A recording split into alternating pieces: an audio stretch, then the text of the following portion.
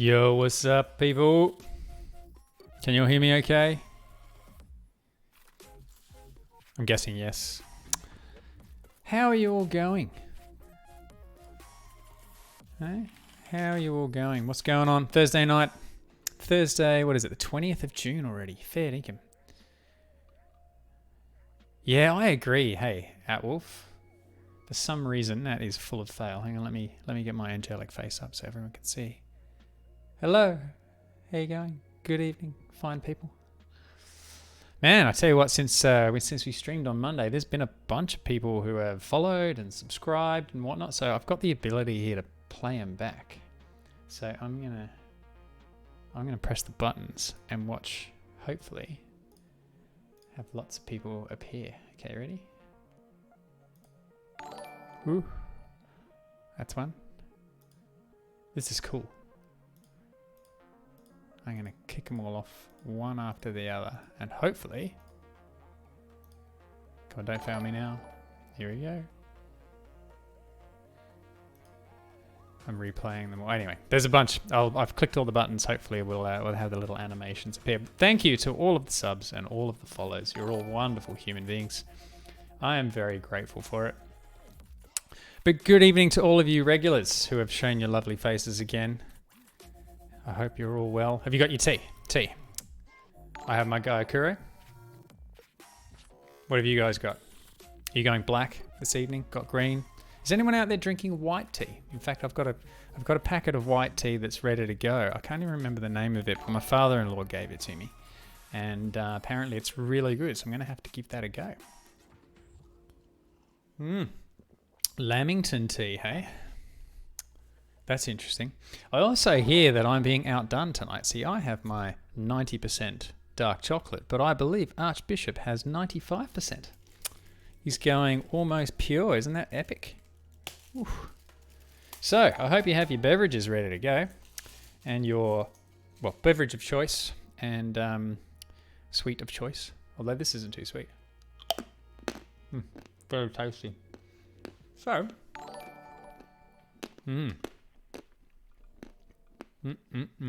good stuff. You guys must love hearing me slosh into the microphone when I'm eating this stuff. So good. So, coffee in the office is still better than nothing, mate. Still better than nothing. So, what was I going to say? What's gone on in the last few days? I'm down to streaming just twice a week at the moment because I've got a lot going on. And, still very exhausting.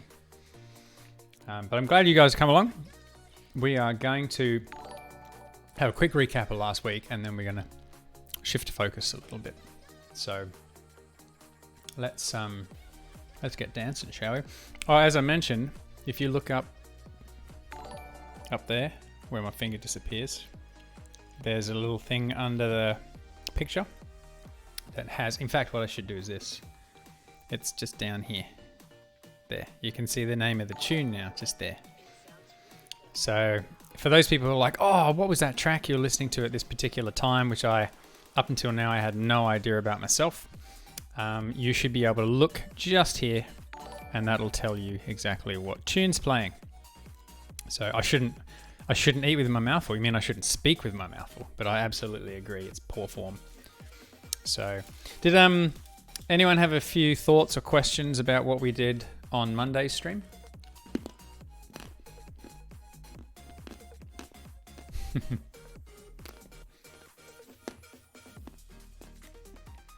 Ooh.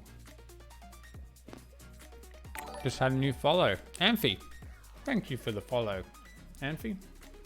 And for your advice for not speaking when there's food in your mouth. Clearly, that's poor form.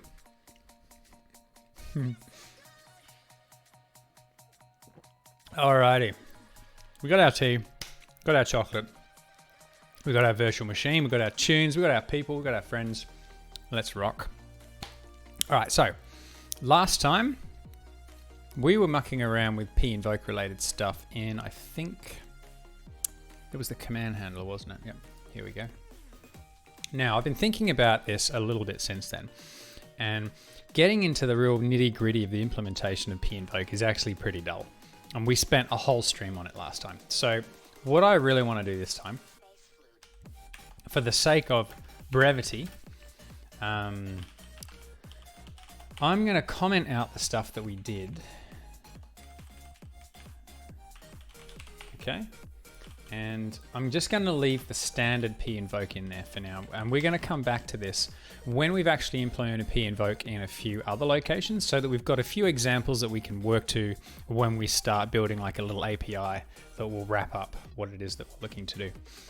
I'm going to change a couple of these names though, because I don't like them. I don't like the word buffer. I don't like the word size. Actually, I do like the word size. Volume serial number. Length is fine, flags is fine, but I just don't like the word buffer. So, and this, see how this has got a bit of Hungarian in it? Don't like Hungarian notation either. So I'm getting rid of that. Oh, look at that. Amphy's chimed straight in with 100 bits. Thank you for the cheer there, my friend. Showing the love. Sure indeed, showing the love. I need to get my emote game on as well. What's wrong with Hungarian? Okay, so there is nothing wrong with Hungarian. But there is everything wrong with Hungarian notation. And if you want to see what I'm talking about, if we have a look at something like, what's a good example? Let's look at get window text. API call. Stuff like this LP string. Actually, if we look at set window text, there's probably going to be a constant in there somewhere. Set window text. That's still LP string. LPCTSTR. So there you go. So this is the kind of thing like a long pointer to a const string. And so if you use the tchar method, you get a long pointer to a const t string. And I just hate having the types encoded in the name. So that's just personal preference. But as far as everything else Hungarian is concerned, magic. You know, for those people who are into the history of the world game, I mean, Ferenc Puskás was a friggin' legend that came out of Hungary. Apologies if I completely ruined that guy's name, but dude was absolutely amazing. There's a lot of good stuff that comes out of Hungary, but I don't even know why it's called Hungarian notation. But, you know, it doesn't mean that Hungary is a bad thing. It just means that is a bad idea. I don't like it. You should know by specifying something like flags that it's going to be a bit mask, or size it's going to be a value. So your name is Hungarian. There you go. Okay, so let's just quickly make sure that we haven't busted anything by doing what we've done. So I'm just going to rebuild, and I'm just going to make sure that the machine ID comes out correct. So let's quickly spin that up. I've still got my listener running on the other side, so there it is. That's working fine. Okay. All right. Now, we've got a few options now. At this point, we can go through, implement some p-invoke related stuff for the other bits and pieces that we need to come back to. We can start working on, say, building a .NET 4.0 version of this and doing the sharing of code across if we want to do that. We can work on a different transport, although I think that's probably a bit early days working on a different transport. I think we should avoid the transport stuff for now and maybe look at implementing more features or starting work on the .NET 4 version. What are you guys up for? Should we continue just filling in the gaps of the to-dos for now? Ooh, transport crypto. We could implement transport crypto if you wanted to. Do you want to do that? Features. One for transport crypto, one for features. I'm kind of at the point where I agree more with Gombas, because we're not yet at the point where we've filled out sysinfo. And I think we should probably go ahead and do something along those lines. But, you know, this is I guess it's technically a benevolent dictatorship, but I want you guys involved as well, so I'm all open to your suggestions. Crypto is one of the first requests that goes over the wire. That's true. That's true. And it technically is a feature. All right, well, let's do that then. Let's implement TLV encryption. What could go wrong? How hard can it be? All right. Excellent. Excellent. Okay, so I'm just going to leave this core stuff alone. Let's go back to, we got it in transport, extensions, protocol, packet. Okay, so I'm sure there's a to-do in here that says that we need to handle encryption somewhere. So let's have a look at what this does. Let me see. So we have two issues that we need to cater for. We need to cater for the negotiation of the encryption key and handling when that's actually enabled. And we need to cater for the encrypting and decrypting of the packet as it comes and goes. So I just got messaged that a friend is lurking on the wire. Let me see if I can pick your name. Can't see it. Anthony, I know you're out there, my friend. Come on, say hello. Guys, I've got a climbing buddy on the line. Say your welcomes. Come on, which one are you, Anthony? I know you're there. I got your message. What I tend to do is message a bunch of people when I'm about to live stream in the hope that I can get at least one person listening before I start. Oh, there's Aaron. Aaron's raised his hand. You're not Anthony. He's out there. He's probably just going to remain shy. Okay. Righto. So what we want to do is handle the negotiate TLV encryption method, which we currently don't do, right? So, not Anthony. I don't know. I'm thinking, is it? Maybe it is Amphi. It probably is. Hey, Mongo's in. Good on you, sir. Good to see you again. I think you're right. I think it is Amphi. He's throwing bits and stuff at me. All right. Now, where do we want to actually put this decryption code? So the first thing we need to do is register the handling of the functionality, right? So I think I'm going to have to throw that at maybe the packet. Should we have it in the packet? No, it probably belongs in the server, doesn't it? Probably belongs in the server somewhere. We need to, or do we store it in the session? Maybe we do store it in the session. We've got a session object somewhere, don't we? So we've got the GUID, the UUID, exit function, and expiry. Maybe what we should do is have an indicator on the session as to whether or not the TLV is encrypted. Although technically it is transport specific, isn't it? It is transport specific because when we hop transports, we change our encryption keys. Yeah, I think that's exactly what it is that we're doing. All right, let's do that. Although, hang on a second. If we look at the implementation in the current native version, we'll probably see that. Hang on. Are we in the right spot? Here we are.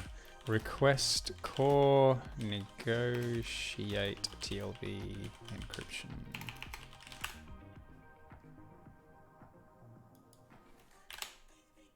Here we go. Core negotiate TLV encryption.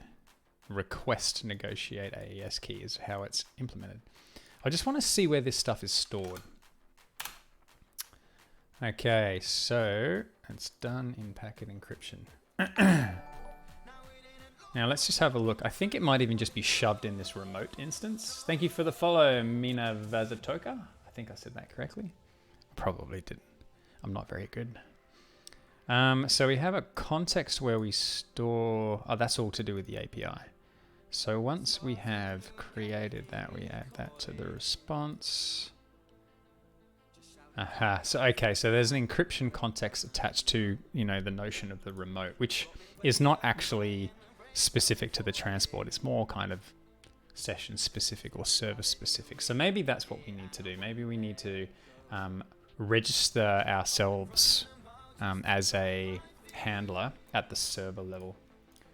So let's put it there, and if we need to move it, we can move it. Yeah. Server. So here's where we're handling core shutdown anyway. So let's do this. Register function core negotiate TLV encryption. Negotiate TLV encryption. All right, we know it's gonna look like this. Now, one thing I need to check is the TLV encryption thing inline or not. dword. Sorry, let me just go back for a sec.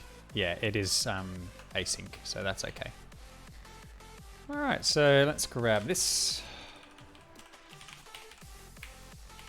And we will go return inline. Oh, hang on. That's got to be false. And we're going to continue. Oops. Okay.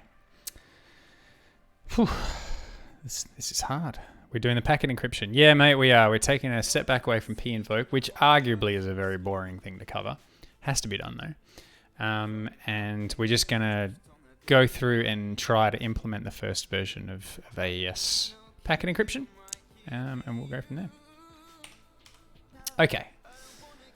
Now, what are the things that come in on the wire when we negotiate TLV encryption? Let's just have a quick look at what comes in as part of the request. Righto, we got request. You can see that it has TLVs, 3 TLVs. It's got the method, the request ID, and the RSA public key. Okay, so the first thing we need to do is figure out how to take the RSA public key and convert it into something that we can encrypt with. Okay, so let's do the old .NET RSA encrypt. RSA crypto service provider. That sounds pretty good. So what do we got here? We create a provider. We need to go pass data to the encrypt public key information using RSA and export parameters false and a Boolean flag specifying the padding. Okay, so we're in the right area because we do need to worry about this when we're actually handling the use of the key. So we are going to be encrypting to begin with. So that's RSA encrypt. You give it the data you want to encrypt, you give it RSA parameters and whether or not you handle padding. Okay, so we don't need to worry too much about RSA decryption. We're only worried about encryption because we take the public key and we return an encrypted AES key, which is just a random set of bytes. Yeah. Now, what we might actually do is have like an encryption context like we did on the remote in the native version. We'll actually have a class that sort of wraps up the encryption context. So maybe we can put that inside out because it's kind of protocol specific. We might put it in here. So yeah, let's actually create, let's call it packet encryptor. Because then maybe what we can do is we can just delegate the encryption related stuff to this packet encryptor. And if we have an instance of that thing ready to go, then we can just pump it through there. So let's do that. Okay, public class packet encryptor. So on our server, maybe what we need to do is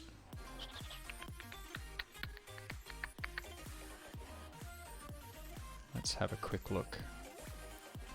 Because remember, when we return on the current transport, when we say send the packet, we basically need to say we're going to give you a packet, but we need it to be encrypted on the fly.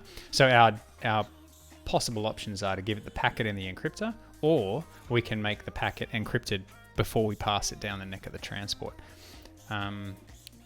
So let's just have a look at this packet dispatch loop. So you can see we go create a response and invoke the handler.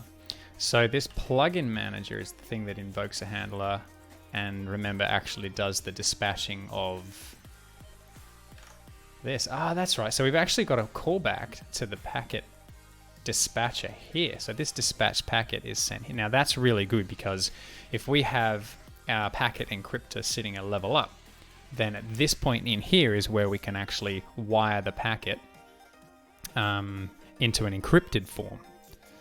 Okay, we can sort of have a packet versus an encrypted packet, etc. So things like that. Does that make sense? So let's go with, we actually have a private packet encryptor. And we're actually going to start with this being null.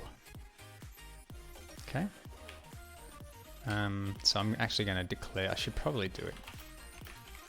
Set them all to null, except for that one there, which needs to be 0 by default. And we're going to deliberately leave the packet encryptor null because we're only going to use the packet encryptor when we've actually negotiated TLV encryption. You guys look like you're having fun. Ooh, Anthony's talking. It is you, isn't it, Anthony? It is.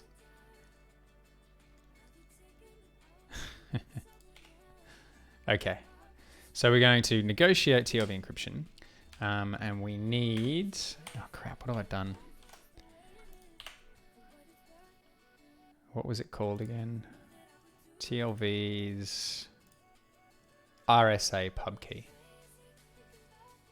So we need to get the first value out of that, which is a string, I believe. Let's just quickly check that. RSA pub key value. Yeah, it's a string. Okay.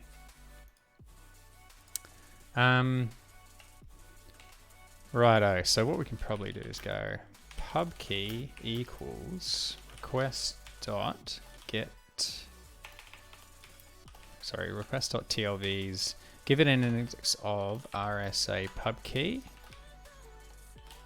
Grab the first. Now it has to be there, and we'll get the value as a string. Okay. So if we build and run this, we should actually see the RSA pub key. Yeah, this is a top tune, hey. All right, so there it is. Pub key. So we have the public key sitting there, and that public key is generated on the fly, right? So if I reran this, see how this starts with, hopefully it's going to look different. MIIBIJ. It is exactly the same. Oh no, hang on. Let's run it again. It is kind of the same. This should be, oh there you go. You can see it's different. Starts changing about there. So the keys are ephemeral, right? They're generated on the fly per session purely for negotiating the AES key, and then they're discarded. So perfect forward secrecy or some shit. Something along those lines. It's not a perfect implementation of that, but you get the idea. Okay, so then we want to do var encryptor. Now this is actually going to be a little bit tricky because we want... Okay, so what we might need to do is actually create an encryptor and keep track of whether or not inside the encryptor, this dot packet encryptor equals new, whether or not encryption is enabled, right? So let's go back down to here. So this dot packet encryptor dot let's go. We should probably call it like generate key or something like that. Generate new AES key. So once we've got the new AES key, because that's what we're effectively negotiating,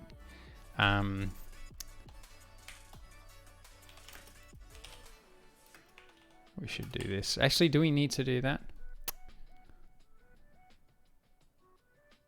We don't actually need to have the key. I'm trying to think of how the API should actually work. Should we say generate it as a new key and it just gives us a key back, which is effectively just a certain number of bytes. And then from there, we then ask it to encrypt the key with the data that we've given it. I think that's probably what should make sense. Generate new AES key. And then we can say var encrypted key equals this dot packet encryptor dot encrypt. We'll call it RSA encrypt. And we'll give it the pub key, which is the string, and the key, which should be a number of bytes, okay? So let's go and create this method. All right. So that's going to be a public byte array, generate new AES key. Now this is just going to be a reusing what is effectively the generation of, what do we do it here? we're generating random bytes in a cryptographically secure manner. I just don't know where we put it.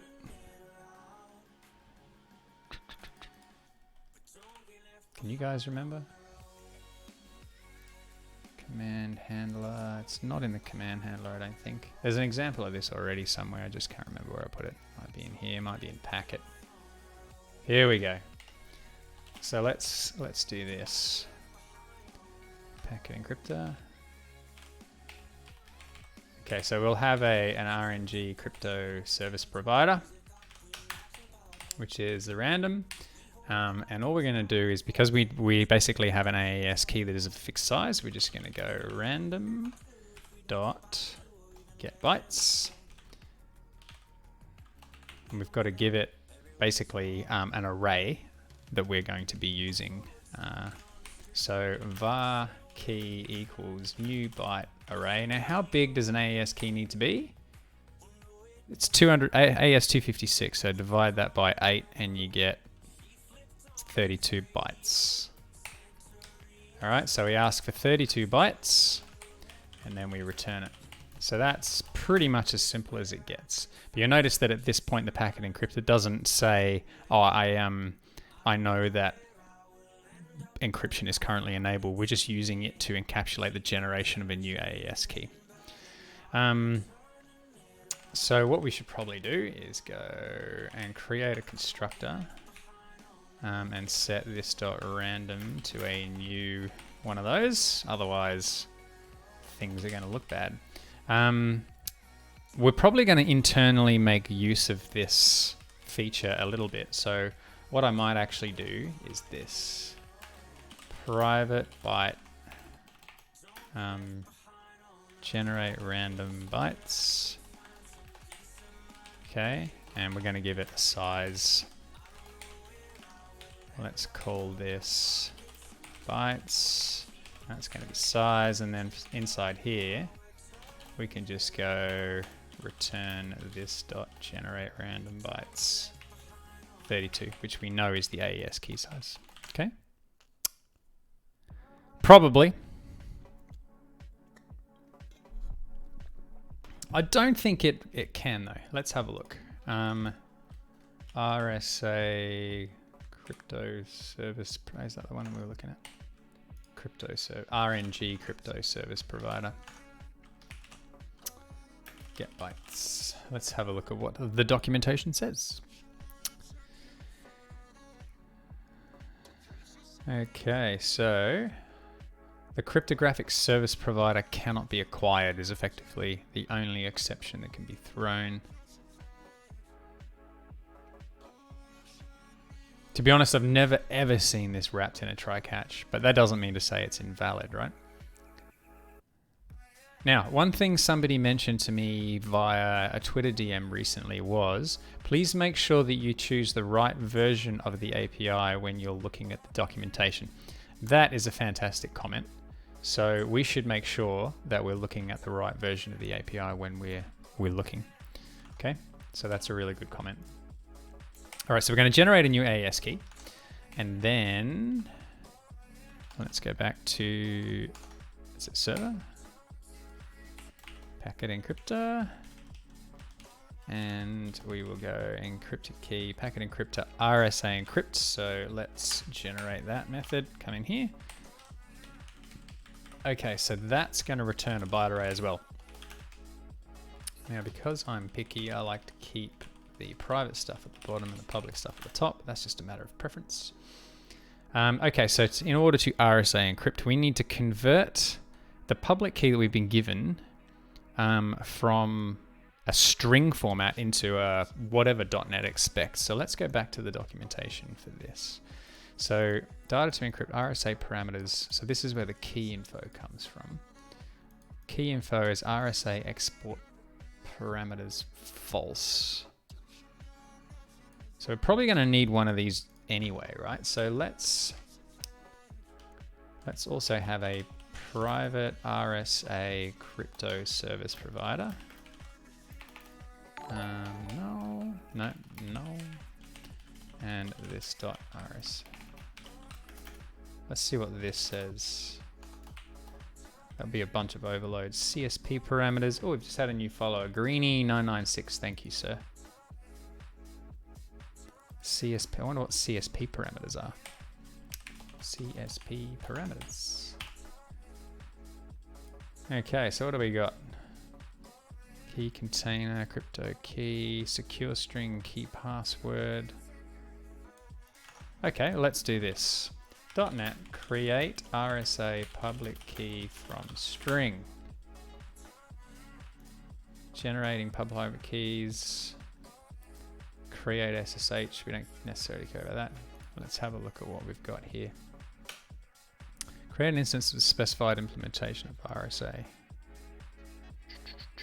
Create is key size in bits. Create based on RSA parameters. Create based on the algorithm name. Yep, that's not too helpful. Let's see what we got here. Jeez, this looks messy, doesn't it? Yuck.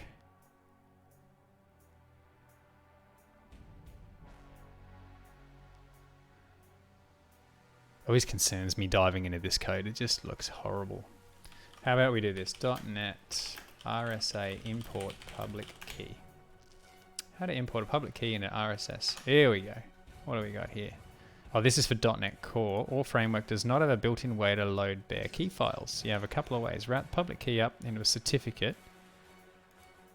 Or use OpenSSL. Jeez, that's not what I wanted to hear. That's really bad news. It's funny that we can do this natively, but we can't do it. Hang on, how long ago was this? Nearly 2 years ago.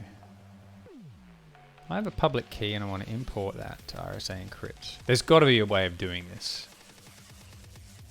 There has to be a way of doing this. I fail to... I do not accept that premise. Anyone out there actually done this before? RSA encryption. Let's have a look at some of these. What's this here? Import public key.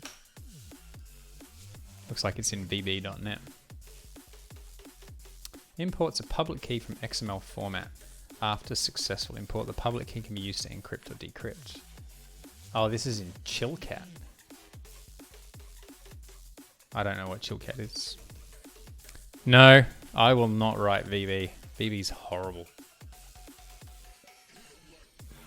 It is horrible. I feel like it's like COBOL. You've got to ask it very nicely. The key is in a, let me show you again in the debuggers. The key is in the format of, hang on.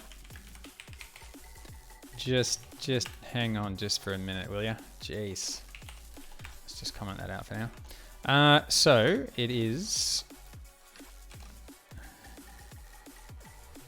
I'll show you. It's in a string format, which is basically like, begin public key. So see that? This is what it looks like. Begin public key. So it's like a PEM sort of format. That's how it's generated on the other side. Now, if you look at how the native code does it. So you see we basically pull out, where are we? Pull out AES providers. This is really messy. We're searching for AES providers that are going to work.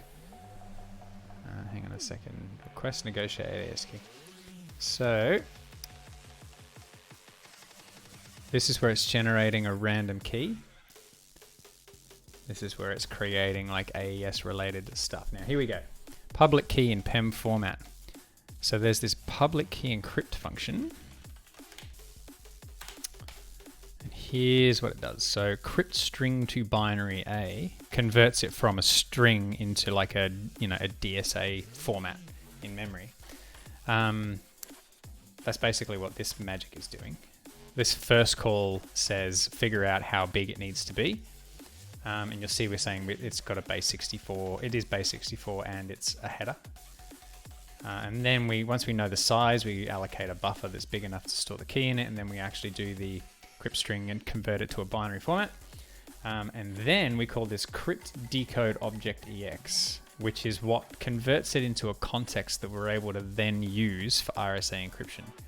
So you see we've got these magic flags, binary required size, pub key info is where it actually gets stored, right? So then down here when we go, right, we want to acquire a context based on these parameters. And once we've got that, we then import the public key into the RSA context. And then we call crypt encrypt using the public key that we generated from this import public key function.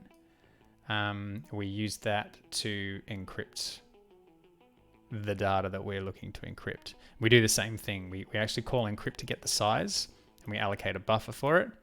And then we copy the data that we've got into that buffer and say, go and encrypt it. And it basically just encrypts it in line.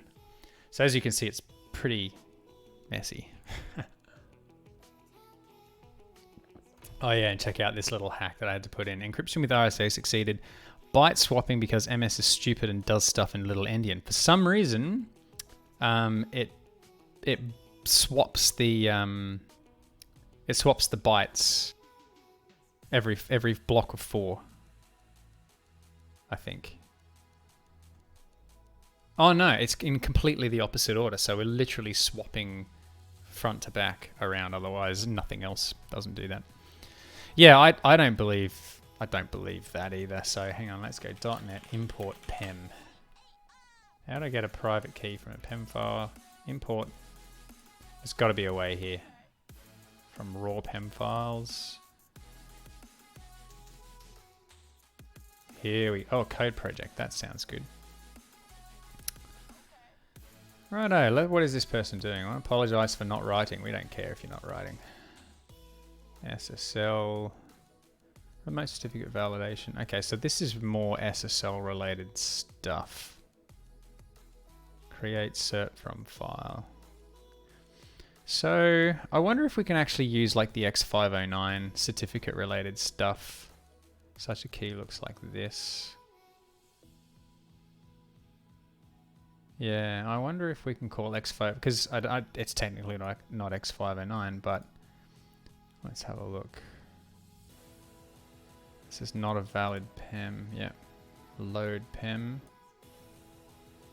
Is that what was implemented up here? No. So read line. Ignore that. When headers are ready, we need a body. The base 64 encrypted. PEM is invalid or truncated. So that's just. Now, based on headers, we can decode the body for communication and decode most common encryptions. Key. It's just, I'm just trying to grok what's going on here.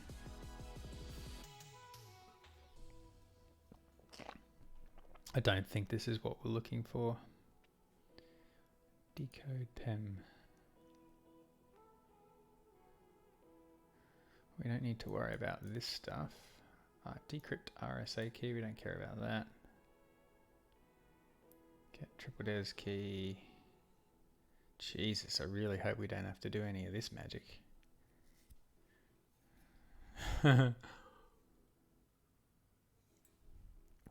Imagine this, Mongo. This looks like it might save you some time. Are you... Jesus.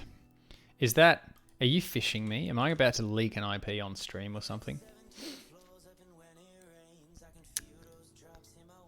Hang on a sec. Sorry, I've clicked on the link or copied the link outside of the VM. Now I'm bringing it in.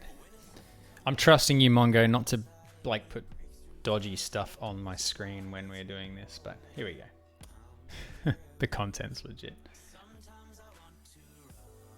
Okay, so really, hang on, let me make this a little bit bigger so that I'm doing it for your benefit. I'm totally having no problems reading text that small. Greatly simplifies common tasks such as signing. Unfortunately, there's only one single format available for importing. Yeah, great. Write your own .NET code to support the desired formats. Use a third-party component such as PEM-reader. No. Leverage the crypto API, which is basically what I have to do natively. I'd like to demonstrate how this can be achieved by means of simple extension methods to the crypto service provider. Now this is what I'm talking about. All right, so this is what we want, right? We cannot load these keys directly. However, the class supports an import method which is compatible with import CSP blob. CAP in return, we can do the heavy lifting, including format conversion, which the .NET framework does not support. This is mind-blowing, isn't it? So check this out. This is doing basically exactly what we were doing before in native. See? It's doing the same thing. Convert the RSA key to a Diffie Hellman version 3 pub key blobs. Crypt decode object EX. So we're basically doing similar stuff here, right? Crypt string to binary, crypt decode object EX. See how we're doing pretty much exactly the same thing. Private keys, we do something different. Verifying the same signature. I'm not worried about signature verification. Here is a cut and paste solution based on an extension class. Wow, that's what we like to see. I can pretty much copy and paste this crap, right? There's a lot of messy code. A lot of messy code in here. Check it out. I don't know what this font is, hey. This font is bizarre. Well, this person's clearly done the heavy lifting. Is there a license associated with this? There is. Copyright, Christian Native. Redistribution and use in source and binary forms with or without modification are permitted, providing that the conditions are met. Redistribution source code must retain verbal copyright notice. Okay, well, I'm not against doing that. The question is all of the stuff in here what we need? Let's just, so hang on, redistribution source binary with or without modification. Let's pull it out and let's go play with it. There is a bunch of shit in here that we are going to need to use. So let's drop it in and start playing with it, and we will maintain the license related bits. Now we're gonna have to go into extensions. Gonna add a new item. Now this is the, what is it? RSA crypto service provider extensions. All right, so let's just drop this in here and we'll see how we go. I'm gonna have to change the namespace name and the class. Public static class blah. So public, we'll call this public static class because I like to keep things consistent, and then we can get rid of that stuff there. Now, just so that you folks know, I hate regions. So I'm going to be getting rid of that. Let's move these out of the way. And let's see what's going on here. Ah, it's actually referring to itself in the static sense, which we don't need to do. We can go provider and call it off the non-static version, right? Unless it's actually static. It is static. So I am going to modify this because it kind of goes against a bunch of coding standards that I really don't like. There's a lot of static calls, isn't there? So just so that you guys know, this is looking very, very similar to how the native version works. I'm going to delete all the regions because I hate them. Regions, like, don't hide code from me. There's a lot of P-invoke in there, isn't there, eh?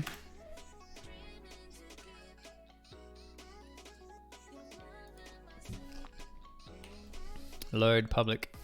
Okay, I'm going to get rid of all of these comments as well. So if I see a summary, I'm getting rid of it because I hate. A lot of these comments tend to be a waste of space. It says this is enumeration. Yeah, I know it's an enumeration.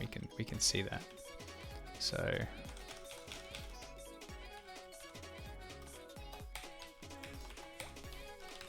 Alrighty. Let's just see. So as we can see here, I mean, this stuff pretty much shows exactly the same as what we were doing in the native code. I am blown away that .NET doesn't let us do this. Guys, look at this. Even got all the exceptions and everything going on. Get RSA from DER. So there's a lot of shit in here. I want to make sure that we invoke this using the exact same stuff that we need, and then I'm going to remove everything that we don't need. Okay. Now, according to this, we should be able to just use the extensions that's in here. So let's go RSA encrypt. We're going to go using met.core, no, met.x. Do we not have extensions in? Where are we? Oh, it is met.core.extensions. Met.core.extensions. So we use that. Now, this is the bit that we need to fill in, right? So we need to go to this.rsa. There's a bunch of magic shit in here. Let's look for the extensions. So load public key. It might be DR. Oh no. PEM. There you go. Pub key. Let's just return null for now. What have I done? There's an error somewhere. Oh yeah. Put that at the end. This can't be wrong. Yeah, that sort of Aaron, that comment there exactly is the kind of thing. Increment X. So, well, I can see that. And the problem with those kind of comments is that they tend not to be maintained. So you'll have a comment that says increment X, and then immediately underneath you'll see like a string format or a call to an encryption routine. You're like, well, where's the incrementing? That makes no sense to me. Okay, so that loads the public key from the PEM, and then we should be able to go this.rsa dot. What can we do here? Verify. There's a bunch of other stuff in here. So they're the extension methods that were added. We should now be able to go encrypt.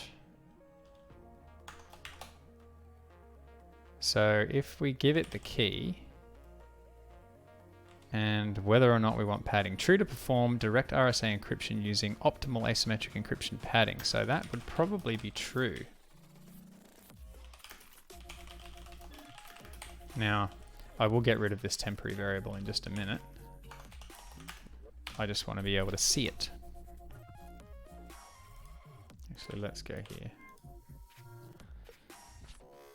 Copy and pasting code from the web is great, isn't it? Thank you, Mongo, for that link, by the way. So let's see what happens. Get DER from PEM. We will go through once we validated that this works, and I'll probably strip out the stuff that we don't need. Well, for non-zero values of trust, Gombos, yes. But from what I can see, based on the code and how similar it is to what we do natively, I mean, you can see we're going encrypt string to binary to get the size, and then encrypt string to binary to actually do the conversion from PEM to DER. And as you can see in our native version, that's exactly what we do. Encrypt string to binary to get the size, encrypt string to binary to actually convert it to a DER, and then we call crypt decode object EX. So once this is done, I'll show you it's going to do exactly the same thing. So that's fine. Decoded data is, an array. That's probably going to do the same thing. So there we go. DER now contains the bytes. And so load public key DER, I would assume, is going to get RSA from DER. What is this doing? First thing it does, crypt decode object, which is exactly what we're doing, right? ASN encoding PKCS7AS. So this is different because we're going ASN encoding, which it's doing, And then here it's going X509 public key info. So that looks different to me. Aha, public key info.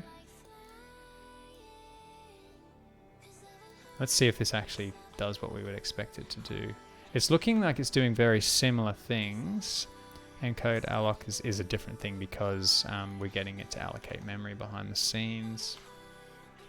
Okay, so that, that's just getting the size, and this is actually doing the decoding. Oh, this is interesting. Hey, we're actually pinning content in memory to stop the garbage collector from moving it around. And then we pull that out of memory and we copy it into this public key object.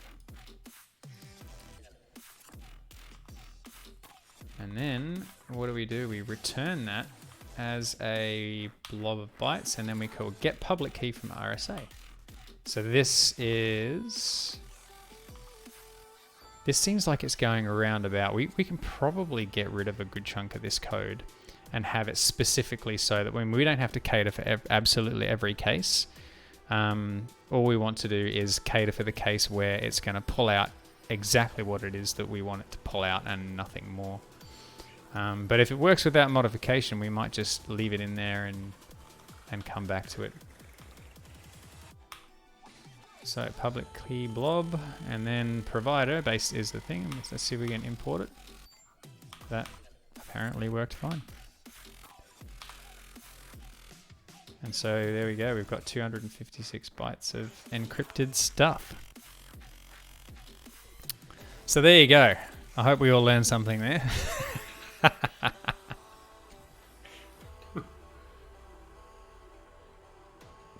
Not gonna lie, there's two things about this that one I'm upset about and one I'm glad about. Number one is I'm pretty upset that there is no decent way in the .NET framework that this stuff isn't supported. There's no decent way to do that. It absolutely is ridiculous to think that one of the most common formats, which is PEM or even DER format, is not directly supported in this way without going native to the crypto APIs. Like, that's really bad form. So I'm stunned and a little bit upset about that. But on the plus side, I am glad that someone has gone through the pain of doing all of this stuff and releasing it with a license that allows us to muck with it. And it's doing basically all of the magic stuff, probably in a more generic way than I did when I implemented this in the native Meterpreter. But as you can see, like, it's actually very similar until we get to here. So all of this cryptacquire context related stuff is actually wrapped up in this encrypt function inside the RSA crypto service provider thing itself. Yeah, it's just pretty. I've got very mixed feelings about that. I'm not overly happy. Not overly happy. No, I'm just going to put it out there. Not too keen on that. Anyway, so what we need to do at this point, just to make sure that things are actually doing what we want them to do, once we've got an encrypted key, we need to do two things. We need to, in our response packet, we need to add TLV type. Actually, we should probably check this in. Whoops, sorry, wrong button. We need to go back to our native implementation and quickly see where it puts it. Oh, that's the public key encrypt. Okay, where does it put it? Oh, so here's an interesting thing. If we are unable to encrypt the symmetric key, then we just return it plain. So you'll see that there's an encrypted symmetric key and a plain symmetric key. So that means on the other side, MSF can go, well, we weren't able to actually handle the encryption using the public key, but we did generate a key from here on in so that we can at least use that. So this means that we can literally just go, oh, let's just generate an AES key without having to do the RSA stuff. And packet encryption will still work, but the key is shared in plain text. So that's basically what that means. All right, so what we should do is this. We should go try.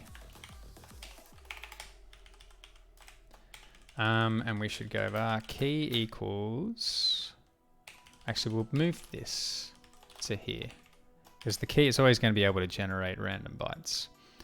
And we'll take that out as well. But the encrypted key is something that could effectively barf, right? So if that doesn't work, it'll throw an exception. If it does work, we will go add TLV type,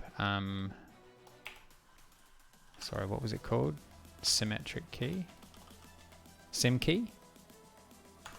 So we're going to add, sorry, not sim key, enc sim key. So the encrypted symmetric key. And we're going to give it the encrypted key. Okay. Now, if something goes wrong, we're going to do the same thing, but we're just going to shove in the key itself. Okay. And we've got response.result equals packet result dot success. Okay. Now, what we need to do at this point is we need to set the key on the packet encryptor, right? So this dot packet encryptor dot AES key equals, gotta hate you when you do that. AES key equals the key. Okay, so we want to basically set that inside here, right? Now we've got, we'll leave when we set the AES key, we want internally to know that it's been set. And so later on when we're doing sort of packet related encryption, we need to know whether it has been enabled or not. Okay, so actually, you know what we can probably do is have an enabled flag.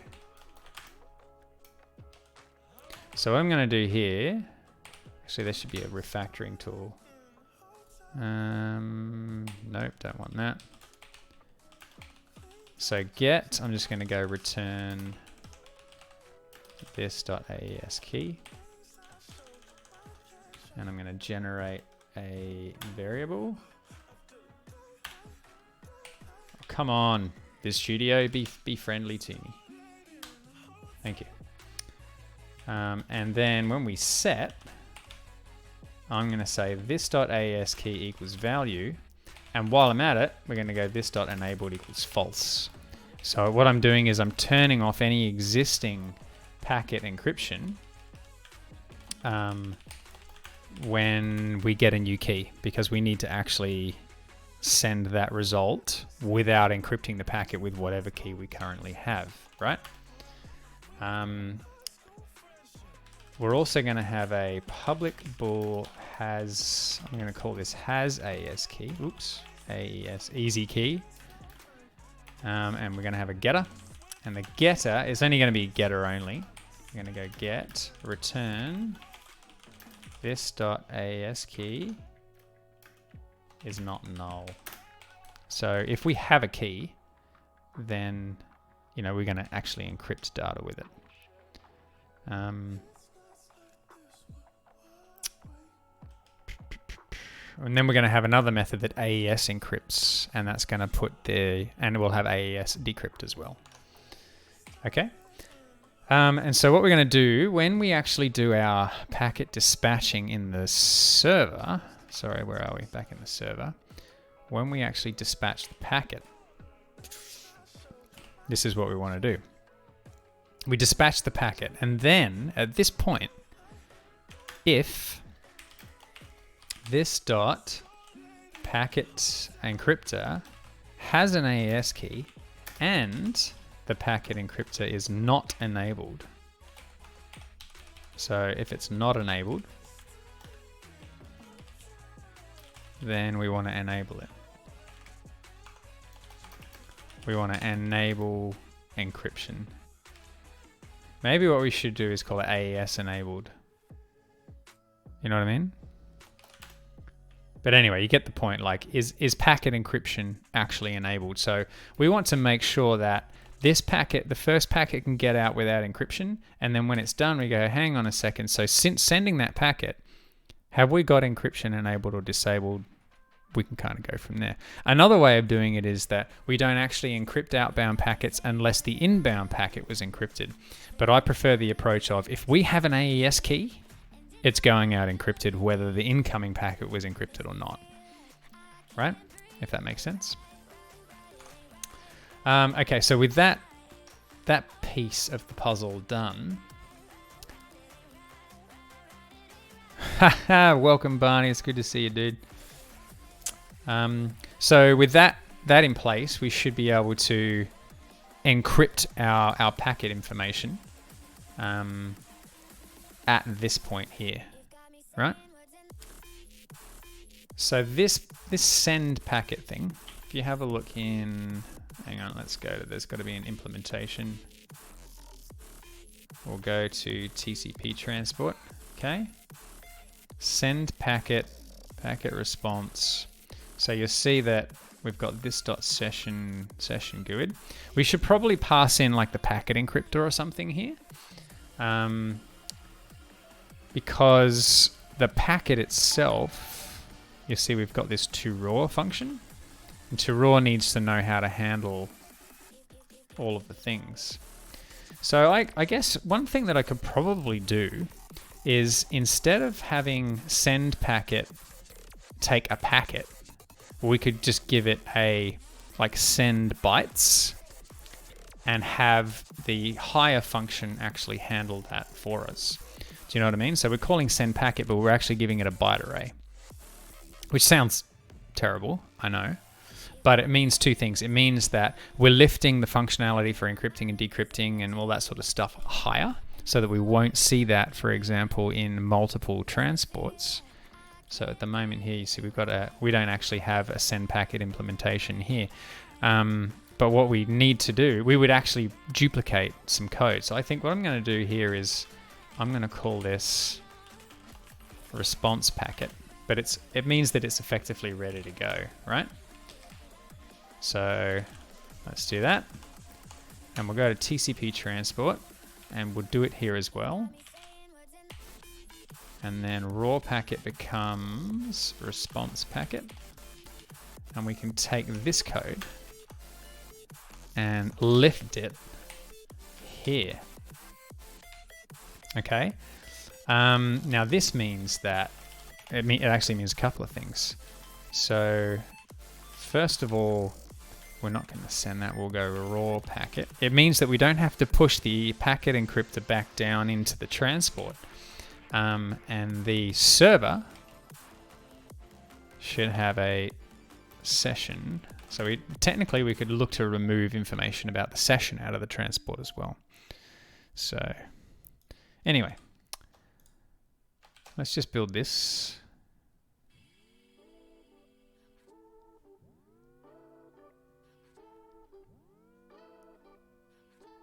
Okay, that's fine.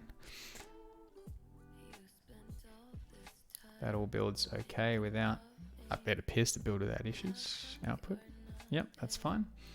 So with that out of the way, we should be able to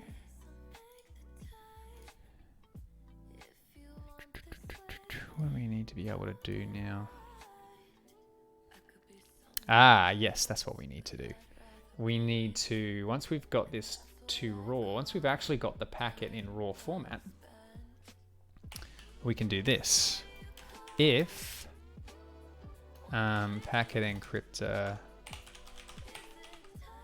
has an AES key and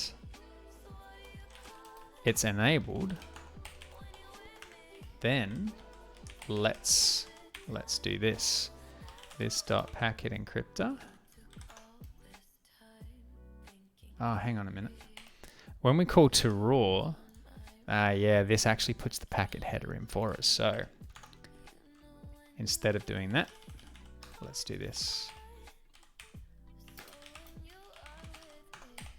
Let's give the packet encryptor to the packet, and then the packet can figure that out itself, right? So we get the session GUID, and we get a packet encryptor. Okay. So if packet encryptor dot has AES key and packet encryptor, oops, how annoying, packet encryptor dot enabled. So if it's enabled and we have a key, then we do the things. Otherwise we do what we did before. Write enc none as the encryption flags. But if we have a key, then we need to do something else. Do we have constants for this?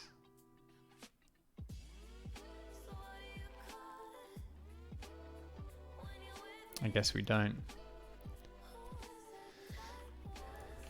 We should make constants for this.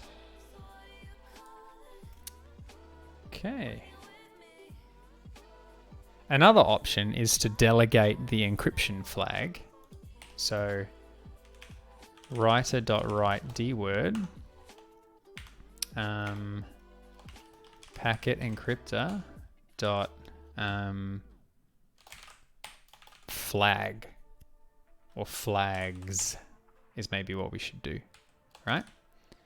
And then inside here we can create a property called flags.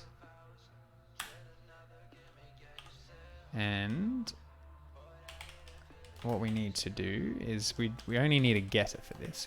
We have no setter. So we can say if this dot has AES key and this dot enabled, return something. Otherwise we'll return, we'll call it enc AES, I think it's 256 is what we actually call it. Here we go, enc none. Okay, so none is 0. Let's make a couple of constants in here. Private const uint enc none equals 0. And I think the other one, I call it AES 256 in the packet encryption routines in native at least. So let's just have a quick look up here. It'll be in here somewhere. Where are we? Public key encrypts. Oh, here we go. If we don't have a valid buffer, it's going to be in here somewhere.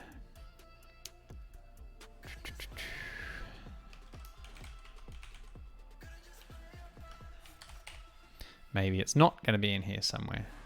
I would have thought that it would be, but it could be outside of this context. Okay. We don't have it in C? Wow. It is AES 256 and it's 1. Okay, cool. Okay, so that at least gets us to write the flags magically behind the scenes here. So that tells us whether or not we actually need to add the AES encryption header. Now, see this TLV data? The TLV data is basically our own stuff. Okay, so instead of writing just TLV data as it currently stands, so you see we've got the length and we've got the type.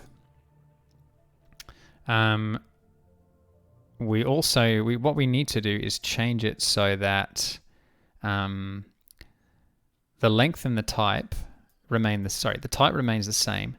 The length changes based on whether things are encrypted or not. Okay, so before we do any of this stuff, we need to do this. TLV data equals packet encryptor. Actually, no, we can do this higher. We can do it up here. See this? Packet encryptor dot encrypt. Sorry.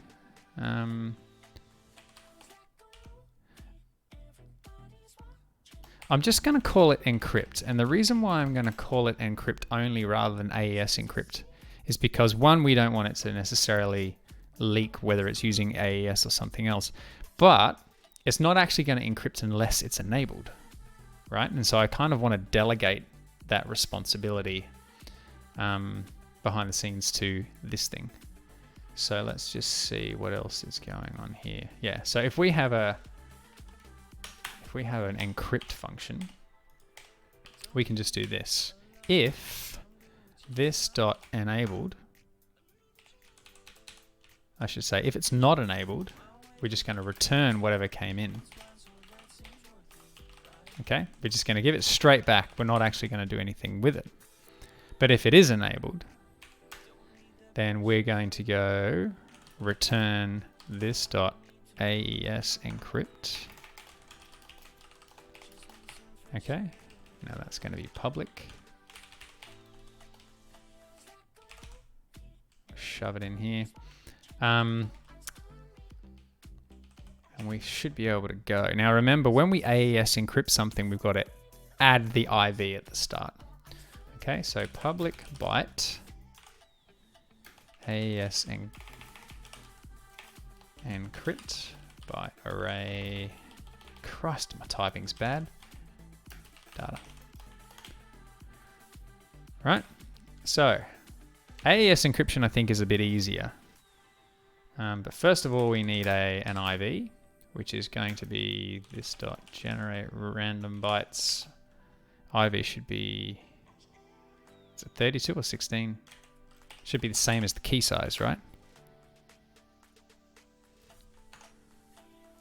Pretty sure it should be the same as the key size. Let me just check for a minute.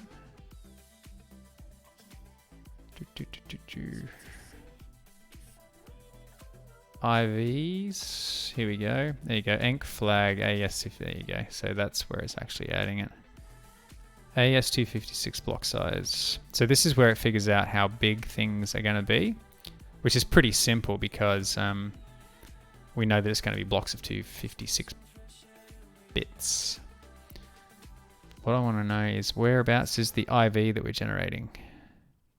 IV AES block size. Where is this defined? It's probably in the packet encryption header. 16 is the block size. You learn something new every day. Okay, so we generate 16 random bytes and that gives us our IV, right? And so once we've got our IV, we need to do the standard AES encryption. Now I've done this 1,000 times, but you think I can remember it? .NET AES encryption.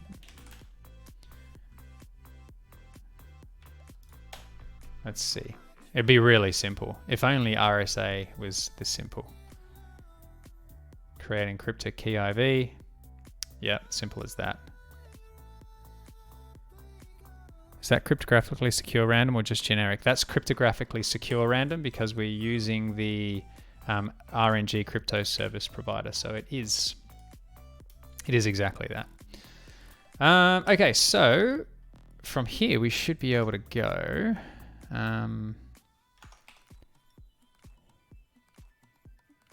Question is, should we generate? Yeah, let's make it thread safe. So using var AES equals new AES managed. Okay, so that gives us an AES instance. And then we've got to create an encryptor. So we can go using var encryptor equals new, sorry, not new, AES.create encryptor. And we can give it, do we give it the key? Yeah, we do. So there's two overloads. We can give it this .AES key and IV. So that gives us the encryptor. And then from there we can just write to a stream, right? Or create a crypto stream. var crypto stream equals, is it just a straight new crypto stream? New crypto stream. Now we got to give it, what do we have to give it? Oh, you got to have a memory stream as well. We'll call it mem stream equals new memory stream. I don't think we need to give it any parameters there. So we'll give it the mem stream. We'll give it the transform, which is the encryptor, I believe. I didn't type it right. That's my problem. I've got enriptor rather than encryptor. Memory stream needs to be part of I/O. This is going to be encryptor. And then we give it, ooh. Just had a little flash. I'm going to write. Okay, so in doing so, we just need to write. Crypto stream dot, there's got to be a write with a set of bytes. There we go. So we can give it the data starting at 0. Data.length.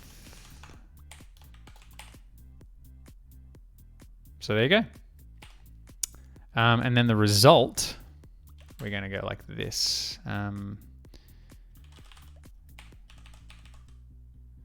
Herein lies the problem. Like we've got to return both concatenated into, you know, a single array. So what I'm going to do before we write that, we're going to go memstream.write. I'm going to write the IV at 0 IV.length. So we're writing the IV to the memstream first. So we get our 16-byte IV. And then we write the encrypted related stuff. So we use the crypto stream then to write there. And from there we can go return, hopefully, memstream.toArray. And that should give us the IV followed by the encrypted data when it's done.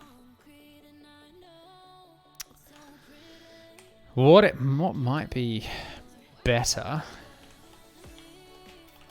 is this. Oops. Can anyone tell me why that's better?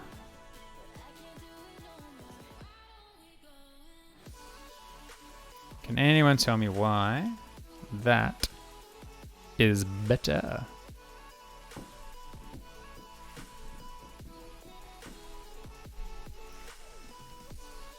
Anyone?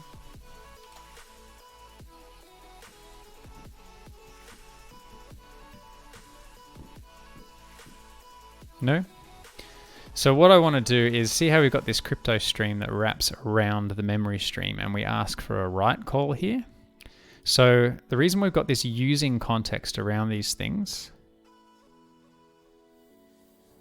not a clue, but when you said better, it sounded like butter. Butter? This is better because we're actually disposing of the crypto stream, which will force the crypto stream to flush whatever bytes it's got left in its buffer out to the memory stream. Okay? So this little, having a separate using block will mean that the data is flushed and we know that all the data is actually written. Okay? Does that make sense? So that's why I'm doing it that way. Now, at the same time, we're going to need to AES decrypt, which shouldn't be too different. Now this is going to be slightly different because when we AES decrypt, I can't type, can I? That should be DEC, AES decrypt. Our IV is the first 16 bytes of this data, right? So let's just have a look. Crypto stream. So we're going to have a mem stream that is wrapping this up. So let's do this first. Memstream, IV equals memstream.read. It's going to be, oh no, we can't do it that way. IV equals new byte, and we're going to do that 16. I'm going to make this a variable in just a minute, or a constant. Memstream.read. We're going to read IV 0 iv.length. Okay, so we're reading the IV off the stream first. And then from there, we're going to create a decrypter. Crypto stream, mem stream. This is going to be read rather than write.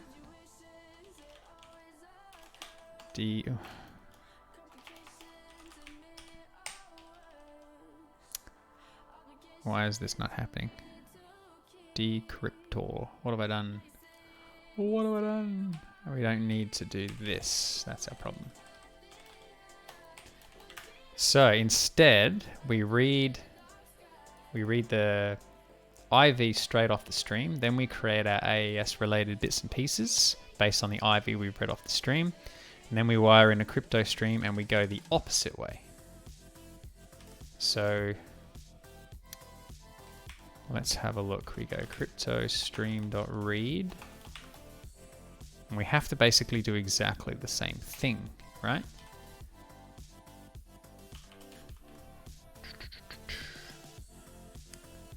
Now, the interesting thing here is we don't actually know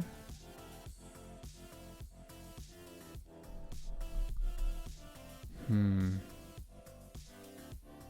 got to keep our API fairly consistent, so we don't actually know exactly how many bytes sort of left. Yeah, we actually do, because the data that we're given will have the IV as well. So we should be able to go, the IV is that big. We're going to go var, we'll keep the IV here. Data equals, wait up just a minute. Let's see how the decryption here works. It's doing the same thing. It uses a stream reader and reads everything. But it's using strings, which isn't exactly what we want, right? So, okay, var, we're going to go data equals new byte.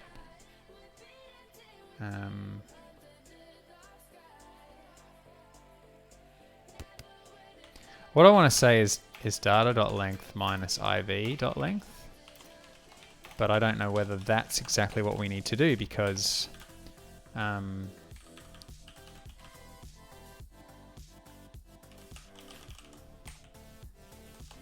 yeah, I'm not sure that this is the right thing, because, you know, the data that we've got decrypted is not necessarily going to be the length of the data that we have decrypted. So the encrypted data is going to be bigger than the data we've read. We only want to return the data that we've read, right? Let's have a look. Let's see what happens when we do it this way. Hopefully that makes sense.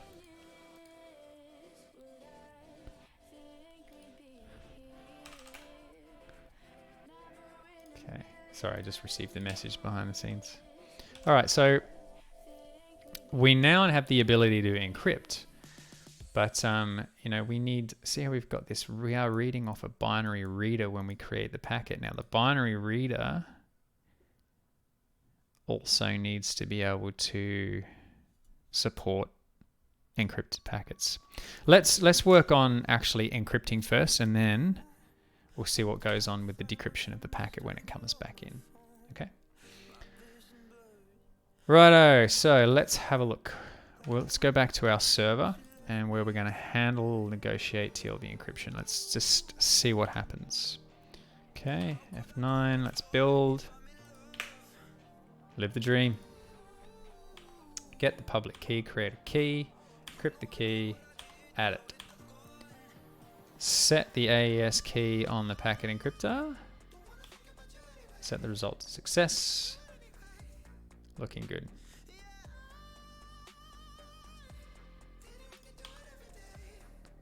This is actually not going to go how I ever want to. If you never get to, you're going to make a hash.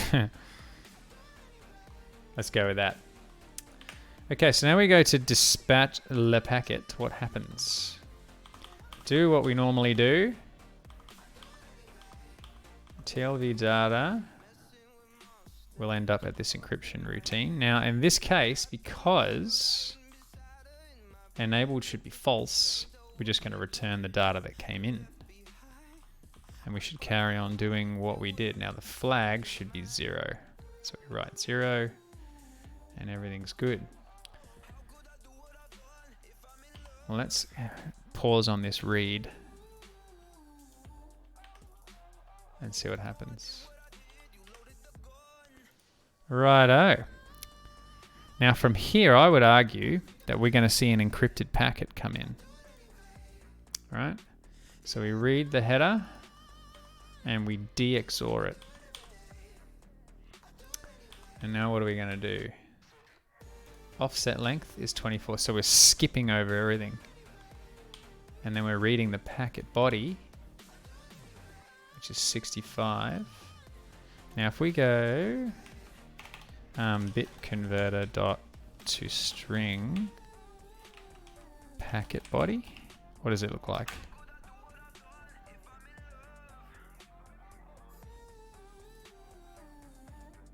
It looks like it's XOR'd still.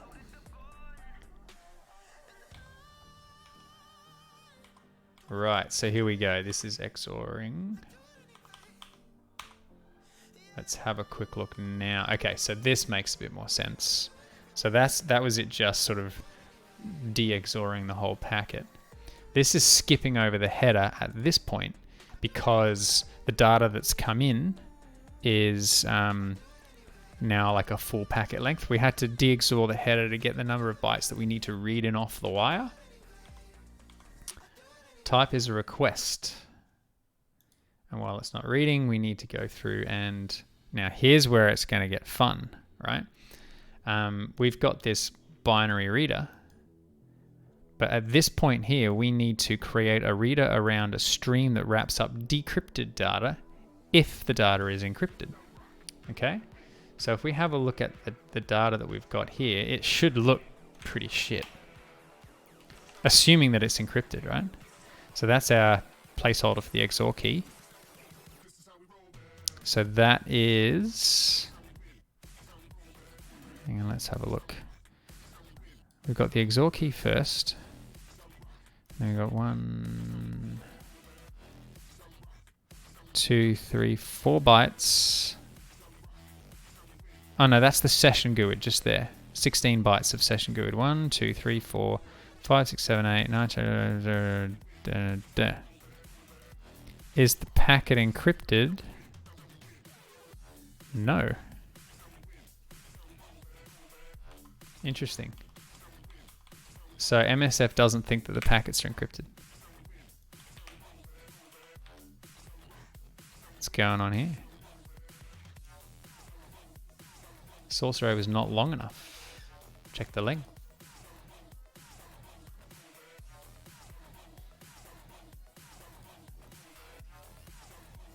Oh, right. Yes, I think I see what's going on. Do you know the book Hacking, the Art of Exploitation? Yes, I do know that book. I have a copy on my shelf just over there. Do you think it's a good book for absolute beginners? 1 second.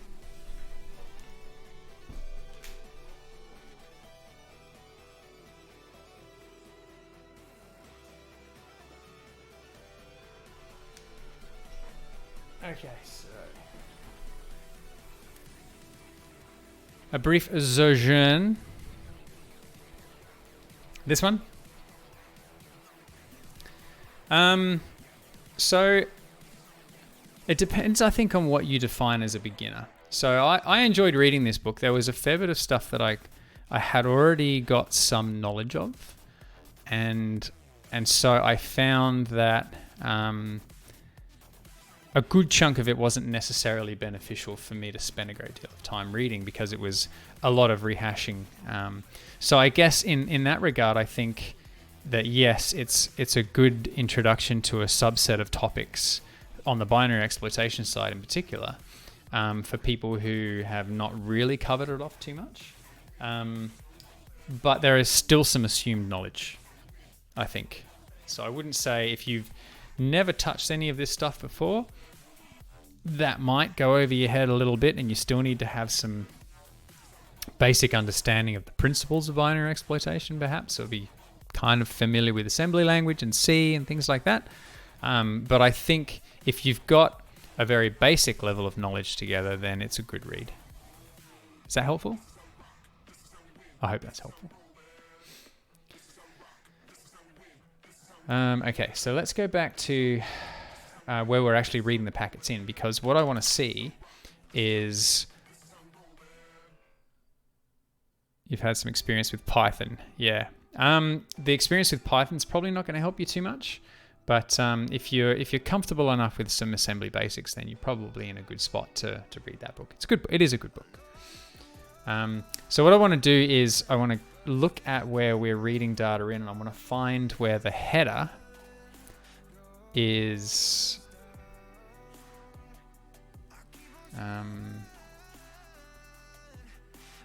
Where are we? Packet binary reader. I want to find where the header's parsed to see whether or not the packet is encrypted, if that makes sense. So you see we pull the header out, and then we copy it and ignore the bytes. So what I need to do is run this here, and I want to look at toString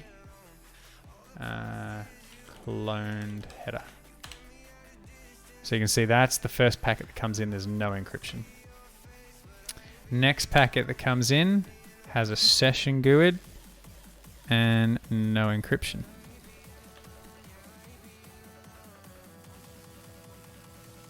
What's going on? Why am I not seeing anything?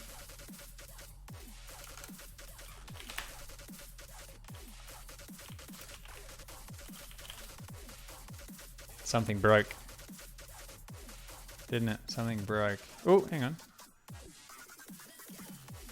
Oh, I know why.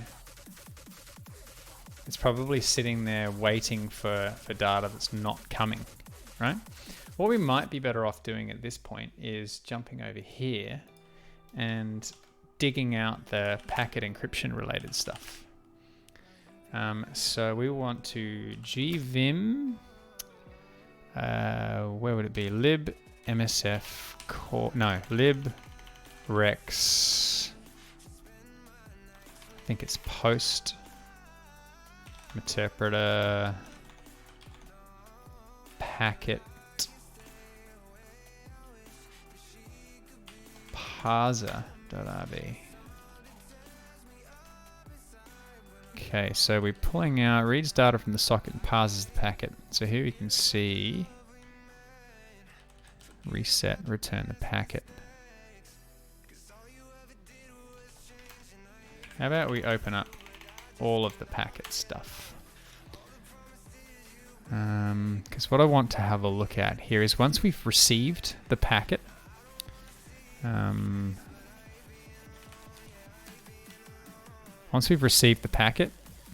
there we go. This is what I want to do. Receive the packet, and if we have it, parse the header.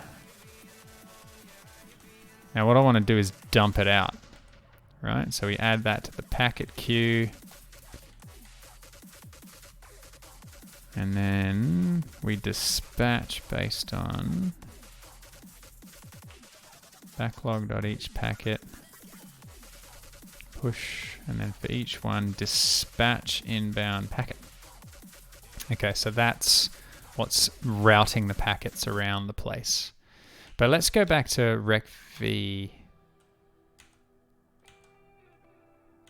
Yeah, let's go back to the recv, and if we've got the packet, here we go. We want to go standard error dot parse, sorry, not parse, print packet dot inspect. Now this might not actually show as the header, but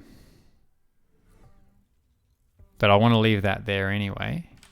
And then in recv you can see we're pulling in the bytes, and eventually we'll end up with self.packet.raw bytes required if or equals nil.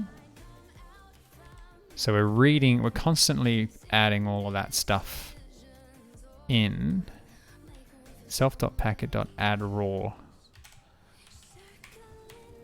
So add raw just basically adds all of that stuff.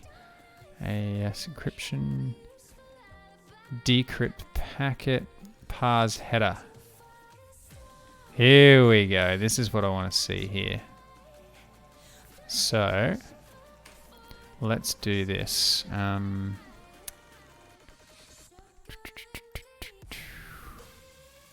Where is this actually a value? No, it's not. It's not self.data, is it? It's just data. Ah, okay, I see. Okay, so what I want to see next is once we've parsed the header, let's just have a look at packet.raw. Packet.inspect and print packet.raw.inspect. And let's see how that goes. Okay. Angry little hamster. I see you use the pipe character in parameter for a method. Oh, the exclamation. In this packet header. In Ruby land, it kind of implies that you're doing something in line. Is that what you mean? You mean this line here where we've got the exclamation at the end of parse header? Is that what you mean, I assume? Is that right, hamster?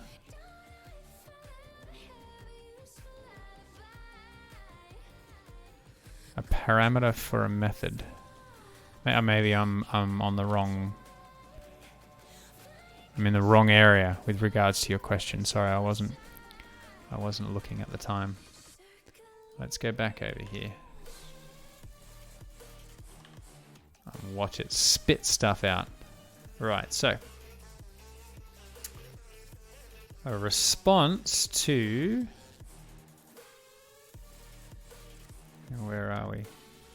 So we got a response to the original request, and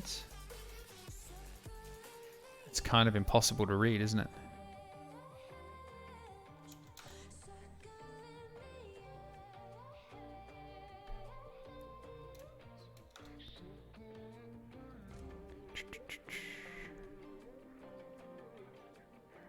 So I'm just trying to find out where it's encrypted. Is it for flags? Oh, in C#. Yes. It's a logical OR. It can be used for flags. Sorry, it's not a logical OR. A single pipe is a bitwise OR. So for flags, you're effectively bitwise ORing things together. 2 pipes is a logical OR for Boolean operations. So yes, in this case, it's for flags. Yep.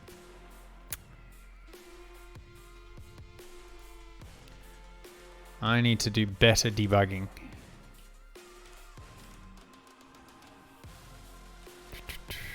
So we end up with a packet. Maybe we need to call like decrypt. Hang on a sec. Or, let's go back in here. To do throw an error if it's expected encryption. Okay, so do we have a key? Let's work top down, okay? Let's go back to where we were before. Save all of that stuff. Core negotiate TLV encryption. Alright, so that's what we want to open.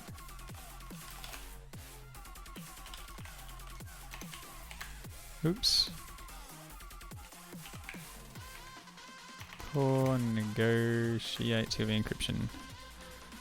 Okay, so the result. Let's do this. Standard error dot puts response dot inspect.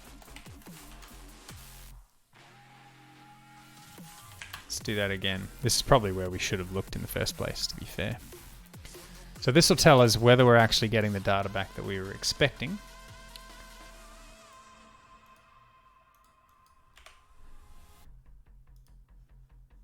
Okay, let's see.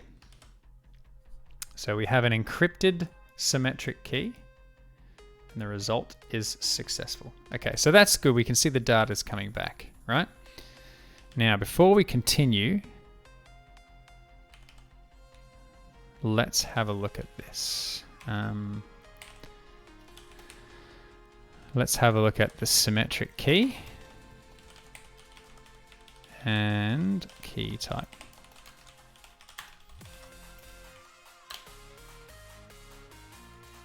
It's a good tune.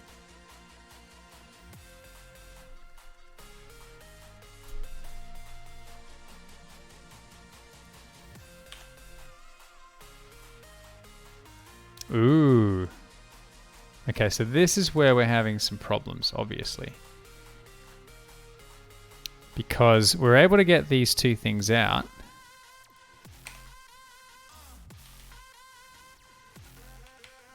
Or are we?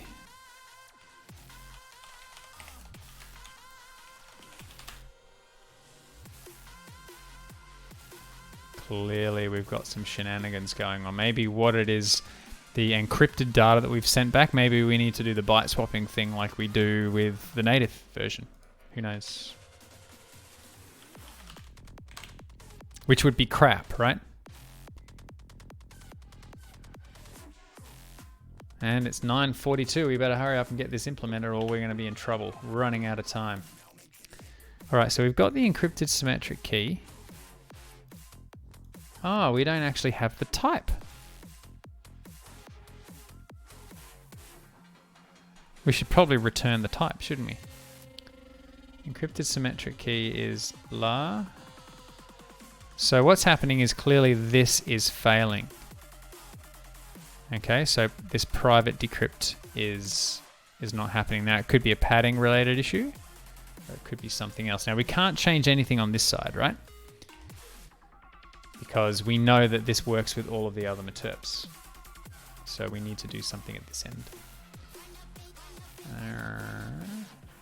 Right, let's just quickly duck back to our native implementation.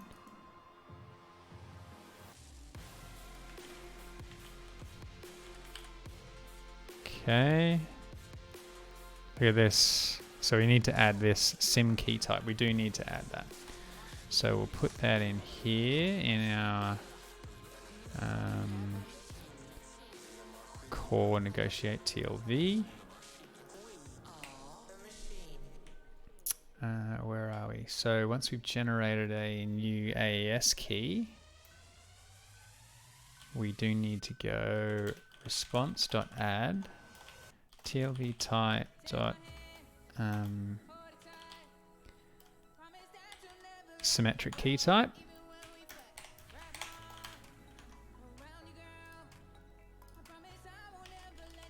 See what this value is set to. It's not even defined in this stupid file. Yeah, okay. Ink flag none. So it is basically whatever the this dot packet encryptor dot flags happens to be.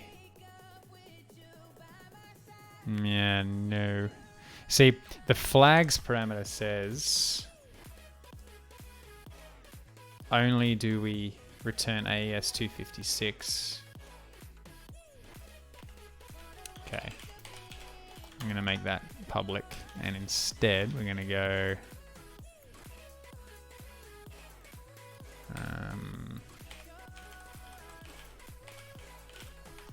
packet encryptor dot AES 256. Let's just do that. So that should return the type, and then at least we should see the result get spat out here. Okay, so we can see we've actually got the key type coming out correctly. But the problem we've got is clearly we can't decrypt. So I'm gonna do what we did in the native version, and we're gonna completely reverse it. So going back here again. So remember down the bottom when we finish RSA encrypting, where are we?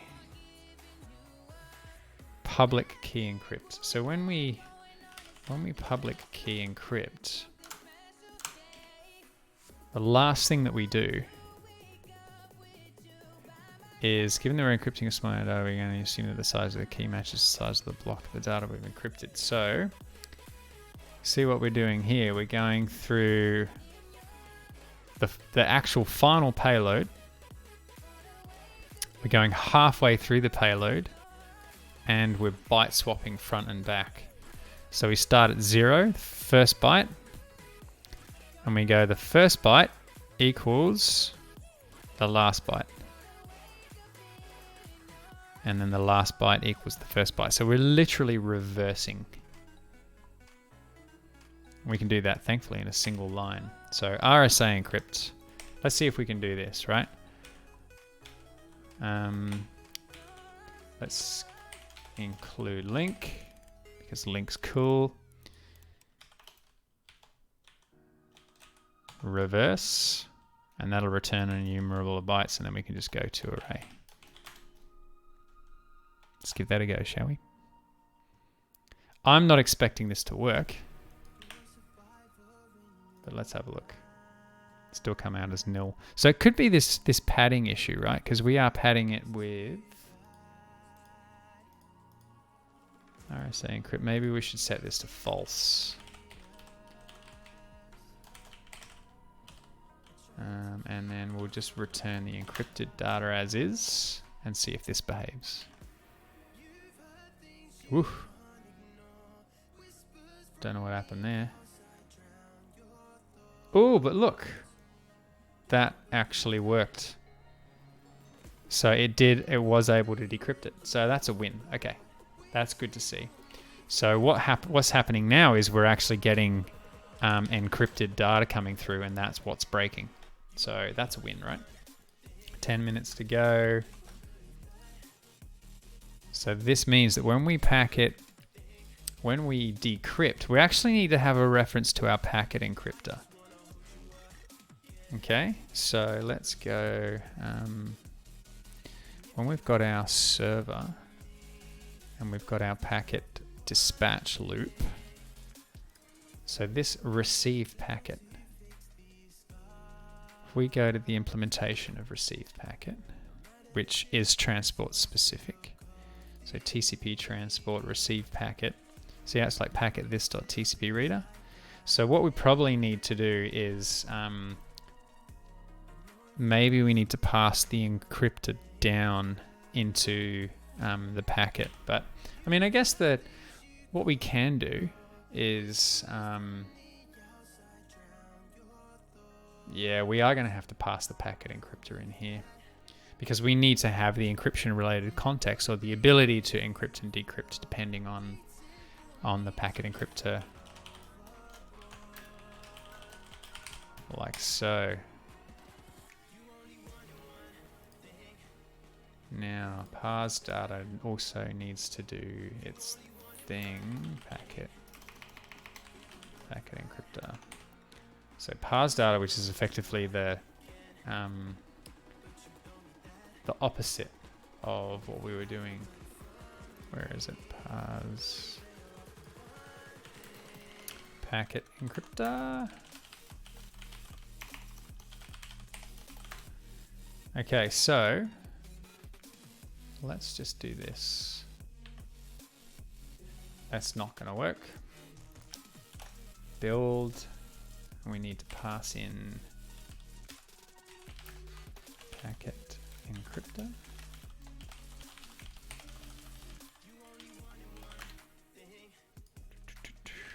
Packet encryptor. There's a couple of spots where I'm going to get these errors. Packet doesn't contain a structure that takes blah. Receive packet, so this is going to have to be packet encryptor. Oops. Okay, that means we need to change the interface of the transport, because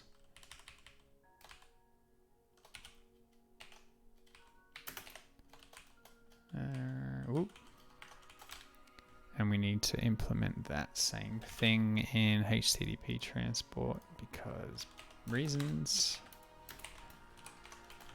Phew, far out. Argument required, receive packet, this.packet encryptor. Okay, that built. Okay, so what I want to see now is, where are we? Data. Okay, so that's a pretty raw packet. Second one comes in. Ooh, look at that. Encrypted. There's our encrypted flag. So rather than skip over it, we need to, basically once we've got the length, so we actually now need to parse that header into chunks. We actually need to pull that header apart. Now, where's the call stack for this? So we already have it here. So, and given that we're looking at all of the bits and pieces here, we should, at this point, pull that apart and say, is it encrypted? Yes or no? At which point, make sure that we decrypt it. So maybe at this point, like given that this is where we usually come in, maybe we don't need to bubble the packet encryptor down. Maybe at this point what we can do instead is at this level we can pull apart the... actually, you know what? No, that doesn't make sense. The reason why I'm saying that is because we're actually parsing the header in part here, so it would be good to know. So maybe what we should do is we pull the header apart here and we decrypt the packet and then sort of reassemble the packet as a decrypted packet and pass that down into the data parser. So that then would mean it doesn't need to worry about anything else. We don't actually need to give it, we don't need to bubble this down any further. And we can just do the decryption in here. So you see here we read the header straight out of this cloned header, which we've de-XOR'd, right? How many lines of code have you done on this so far? Probably too many. And so we read the entire packet body, okay? So see how we've got data equals header length plus packet body length. What we should do here is we should read from the cloned header. We should read, hang on, we've got header stream. So the encryption flags, see how we've got this offset length? We're basically skipping over the whole header. We want to skip over up to the encryption flags, right? So that is offset length -8. So wherever we've got offset length is 24. Let's just do this.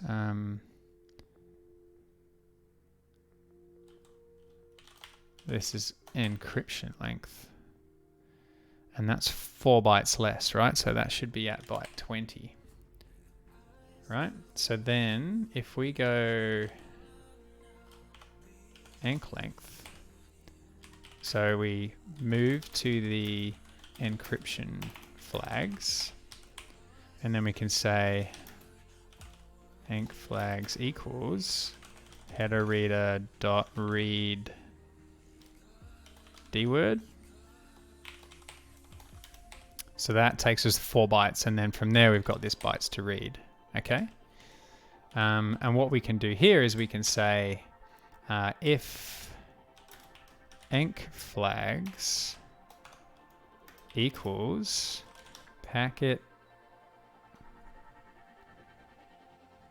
what am I looking for? Packet encryptor dot, if it's encrypted with AES 256, then we actually need to go packet body equals packet encryptor dot decrypt and give it the packet body.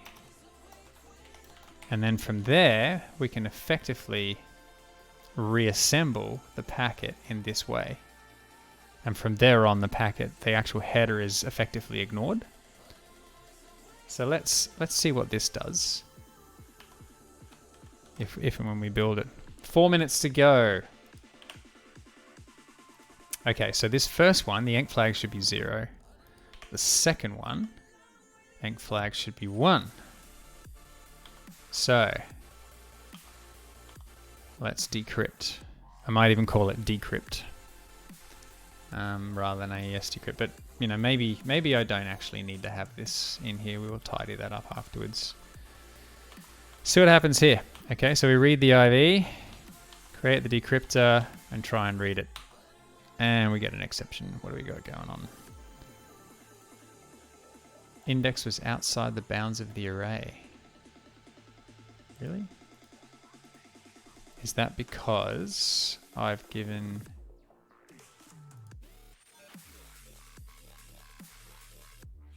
Data length is what came in. IV length is 16 bytes. Okay, so let me just step back from where we were in here, and let's just quickly have a look at the length of the packet that came in. Okay, so we have the encrypted flag set to 1, bytes to read set to 96. So that actually read the whole lot in, and the packet body is 96 bytes long of encrypted junk. That doesn't make sense though, does it? Or does it? No. No, it doesn't. It doesn't make sense. That's because... Why is that? We should be seeing, because it's encrypted, it's AES 256 encrypted, it should be in blocks of 16 bytes, right? So 64 plus 16 is 80. Okay, so add another 16 and okay, so it does make sense. So the first block of the IV, which is 16 bytes, we take out. So we read the IV. Oh, wait up. Yeah, okay. So crypto stream. So here, see, we were wrapping the memory stream up. I'm wondering if I need to be smarter here when we're decrypting, because when we create this crypto stream, the underlying crypto stream, oops, the underlying stream, I just want to make sure that it's set properly. So non-public, where are we? So here's the underlying stream. Can read. Right, see that? The position is 0. So that's a problem. So crypto stream dot. Hang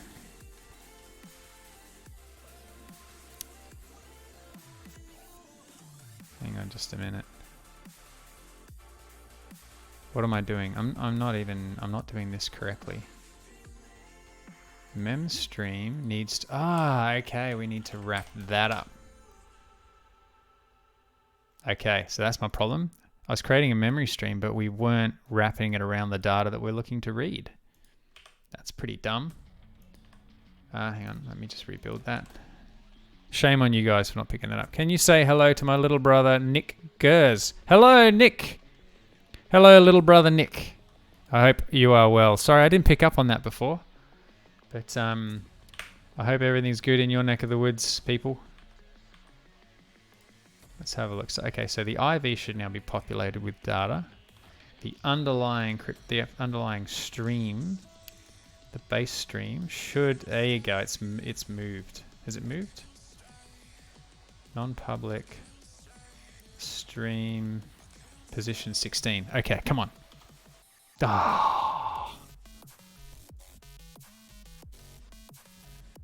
Oh, really? Padding is invalid and cannot be removed. All right. I think we're close. .NET AES decrypt, padding is invalid. Let's have a look. Region dial block cipher and encrypts 128 16 character blocks. May be used to the last fragment is always correct size. Your decryption method is expecting whatever is default padding and is not finding it as. So you need to explicitly set the padding for both encryption and decryption. Am I not setting that? Where's Net Squirrel? Where is the answer? Padding mode. That's gonna be it here, right? Is that something that I've not set in our crypto stream? Decrypter.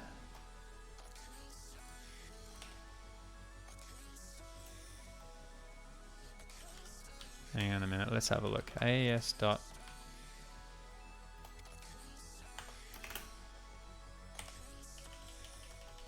Let's do this. Padding equals padding mode. I think it's PKCS7, isn't that what we were using? We should do it here as well.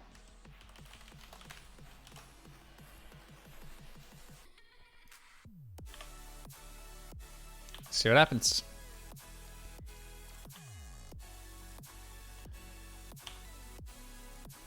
Oh, that's not good. Inner exception. Padding is invalid and whatever. Okay, so what padding mode are we using? Padding mode. Sequence of ways which equal the total number of padding bytes added.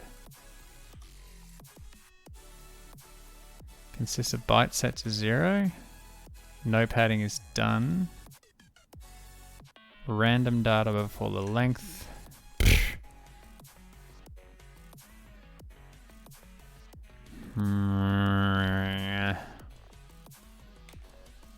Let's look at native again.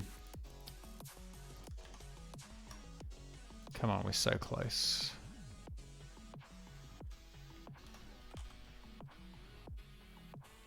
AES. Okay. Have I got the word padding in here somewhere? No, I don't.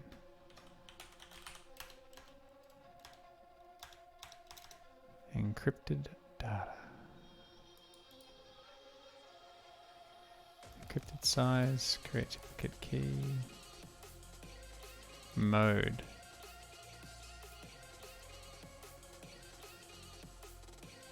Do I need to set the mode as well?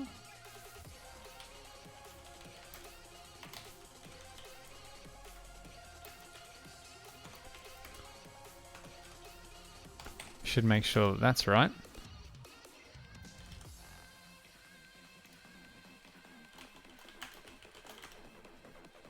But I don't think that's the problem. We set the mode to CBC. I'm not actually specifying the padding for this though. Maybe I don't need to. Given that the cipher mode is correct now. Perhaps that's the problem. Nope. Padding is invalid. Cannot be removed.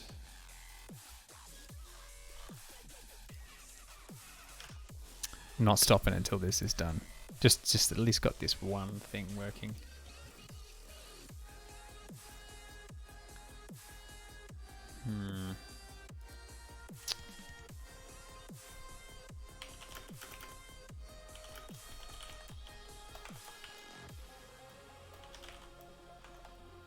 Just want to check something.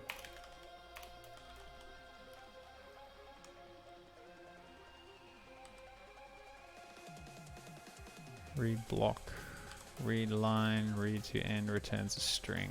What I actually want to do is like read all the data, but that's really not going to be helping us. See, by the time we get to here, we should know for sure that like decrypted is It's 80 bytes, right?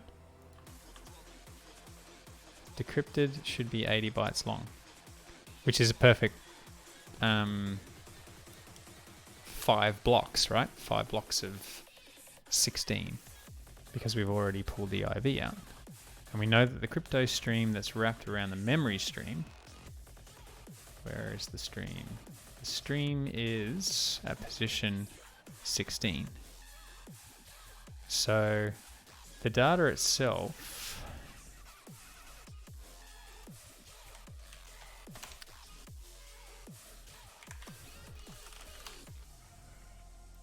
let's just have a look.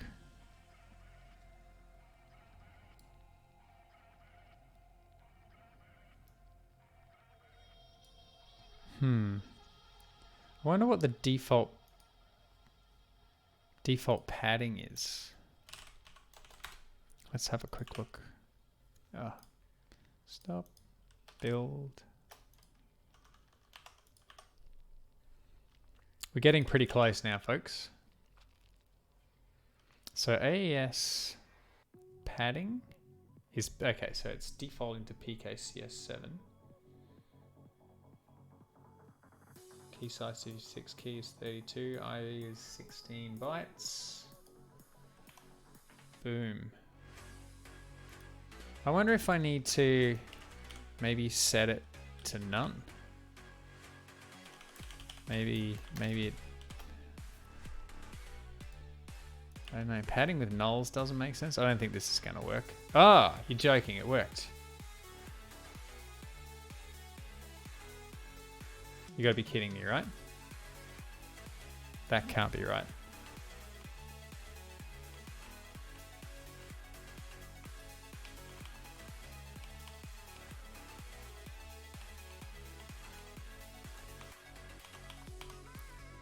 Length. Yeah. That's definitely not right.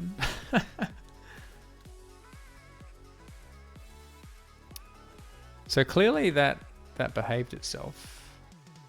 This is not going well. It didn't die, but I clearly don't have the confidence. Padding mode, no. I mean, the fact that it did decrypt doesn't really mean anything.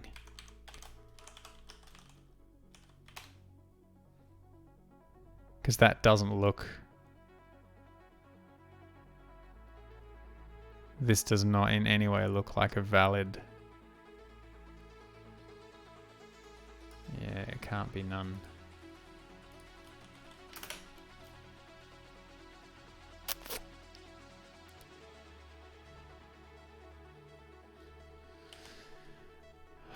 I keep jumping back there and I don't mean to. I'm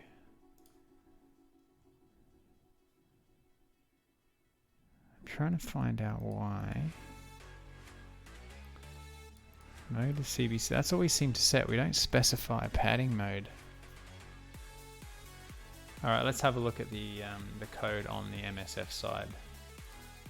Let's just see whether or not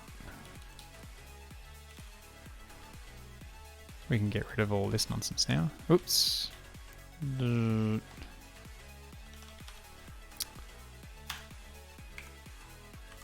Let's go.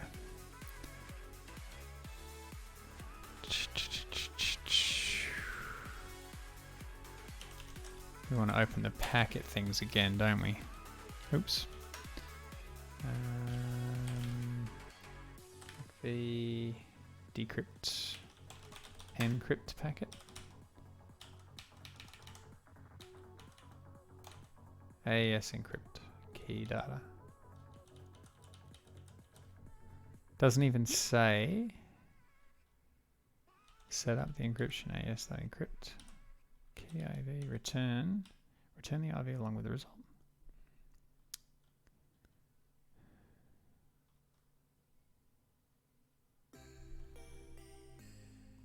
Okay, so this AES256 CBC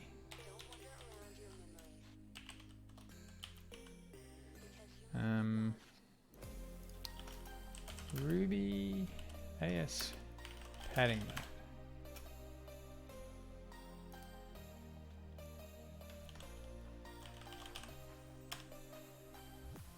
Where are we? Padding. Enables or disables padding. By default, encryption operations are padded using standard block padding, and the padding is checked and removed when decrypting. If the pad parameter is 0, no padding is performed. The total amount of data encrypted has multiple block size or an error. Okay, that makes sense. Yeah, exactly that, Barney. Exactly that. I think inside the PHP Meterpreter, I have to manually specify the padding. So let's just have a quick gander at that.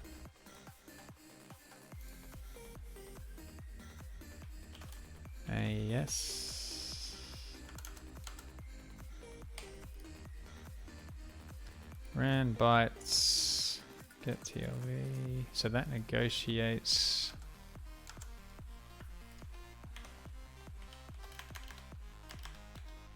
Right, so it's the AES key. Here we go, encrypt packet. This doesn't have the padding either. That's the IV. That's the mode, that's the key. Open SSL raw data. What does that mean?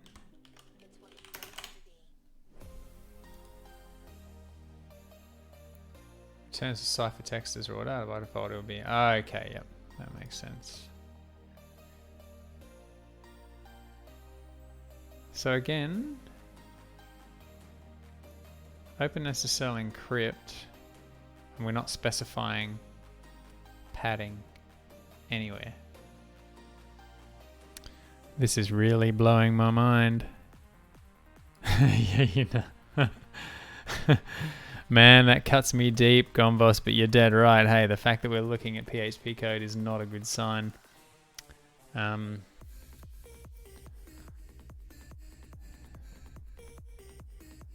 confused.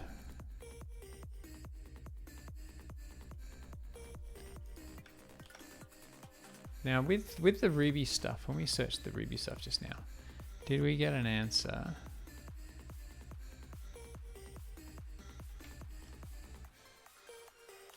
Okay, .NET decrypt AES 256 CBC from Ruby. There we go. Knew someone's done it. Crikey. Combine salt and encrypted. I don't care about that. I just want to know.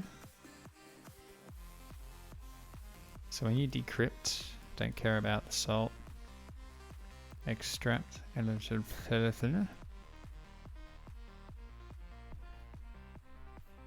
EDP bytes to key. Just show me where the AES stuff's happening. Block copies, AES encrypt, CBC key size, block size, key and IV. Oh, you're using Rujendal managed. I wonder if that makes a difference.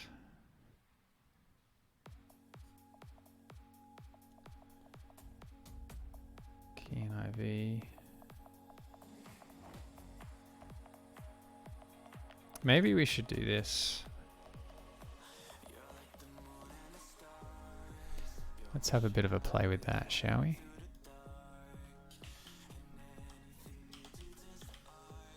Rujendal managed.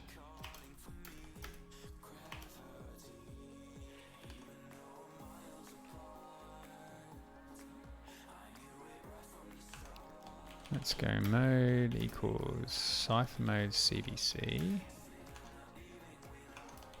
Block size equals IV.length. Key equals this.AES key. IV equals IV. Oops.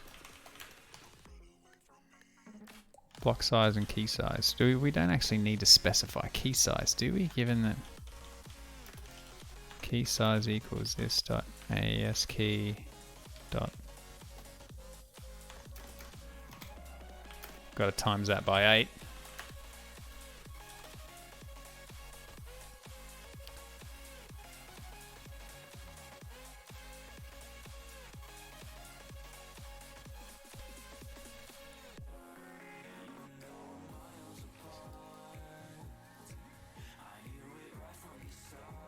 New password. Interesting. See what happens. Oh, whoops.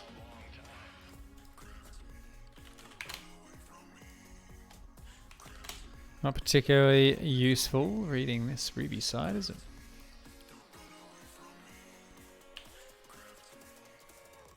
Oops. What happened there? Socket exception. Wasn't ready.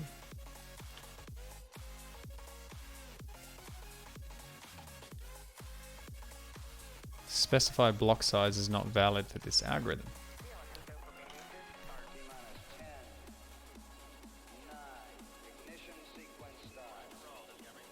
Really? Maybe it's got to be IV length times 8. That's probably what it is, hey? Because the example that we saw specifies block size of 120. Yeah, so there you go. My bad. Oh, what have I done?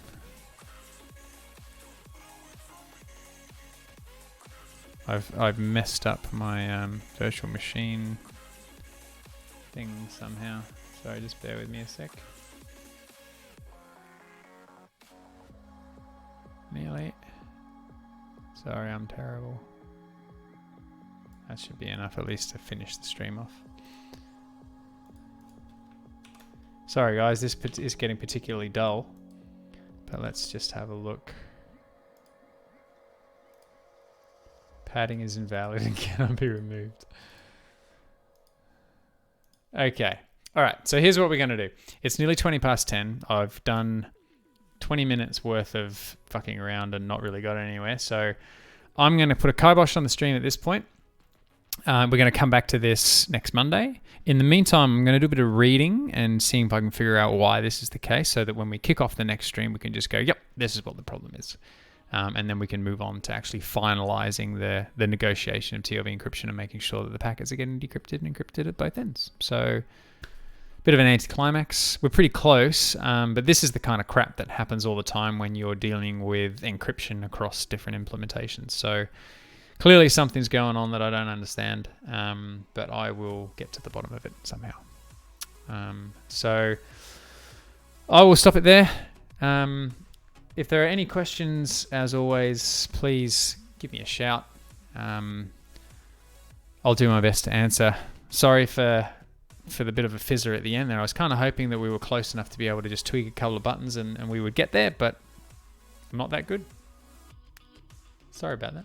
Thanks for the follows. Thanks for the subs. Thanks for all that wonderful stuff. I do appreciate it as always. And in the meantime, I'll see you on Discord. I'll see you on the Twits. And yeah, sing out if there's anything I can help with. So cheers. Have a good weekend if I don't see you before.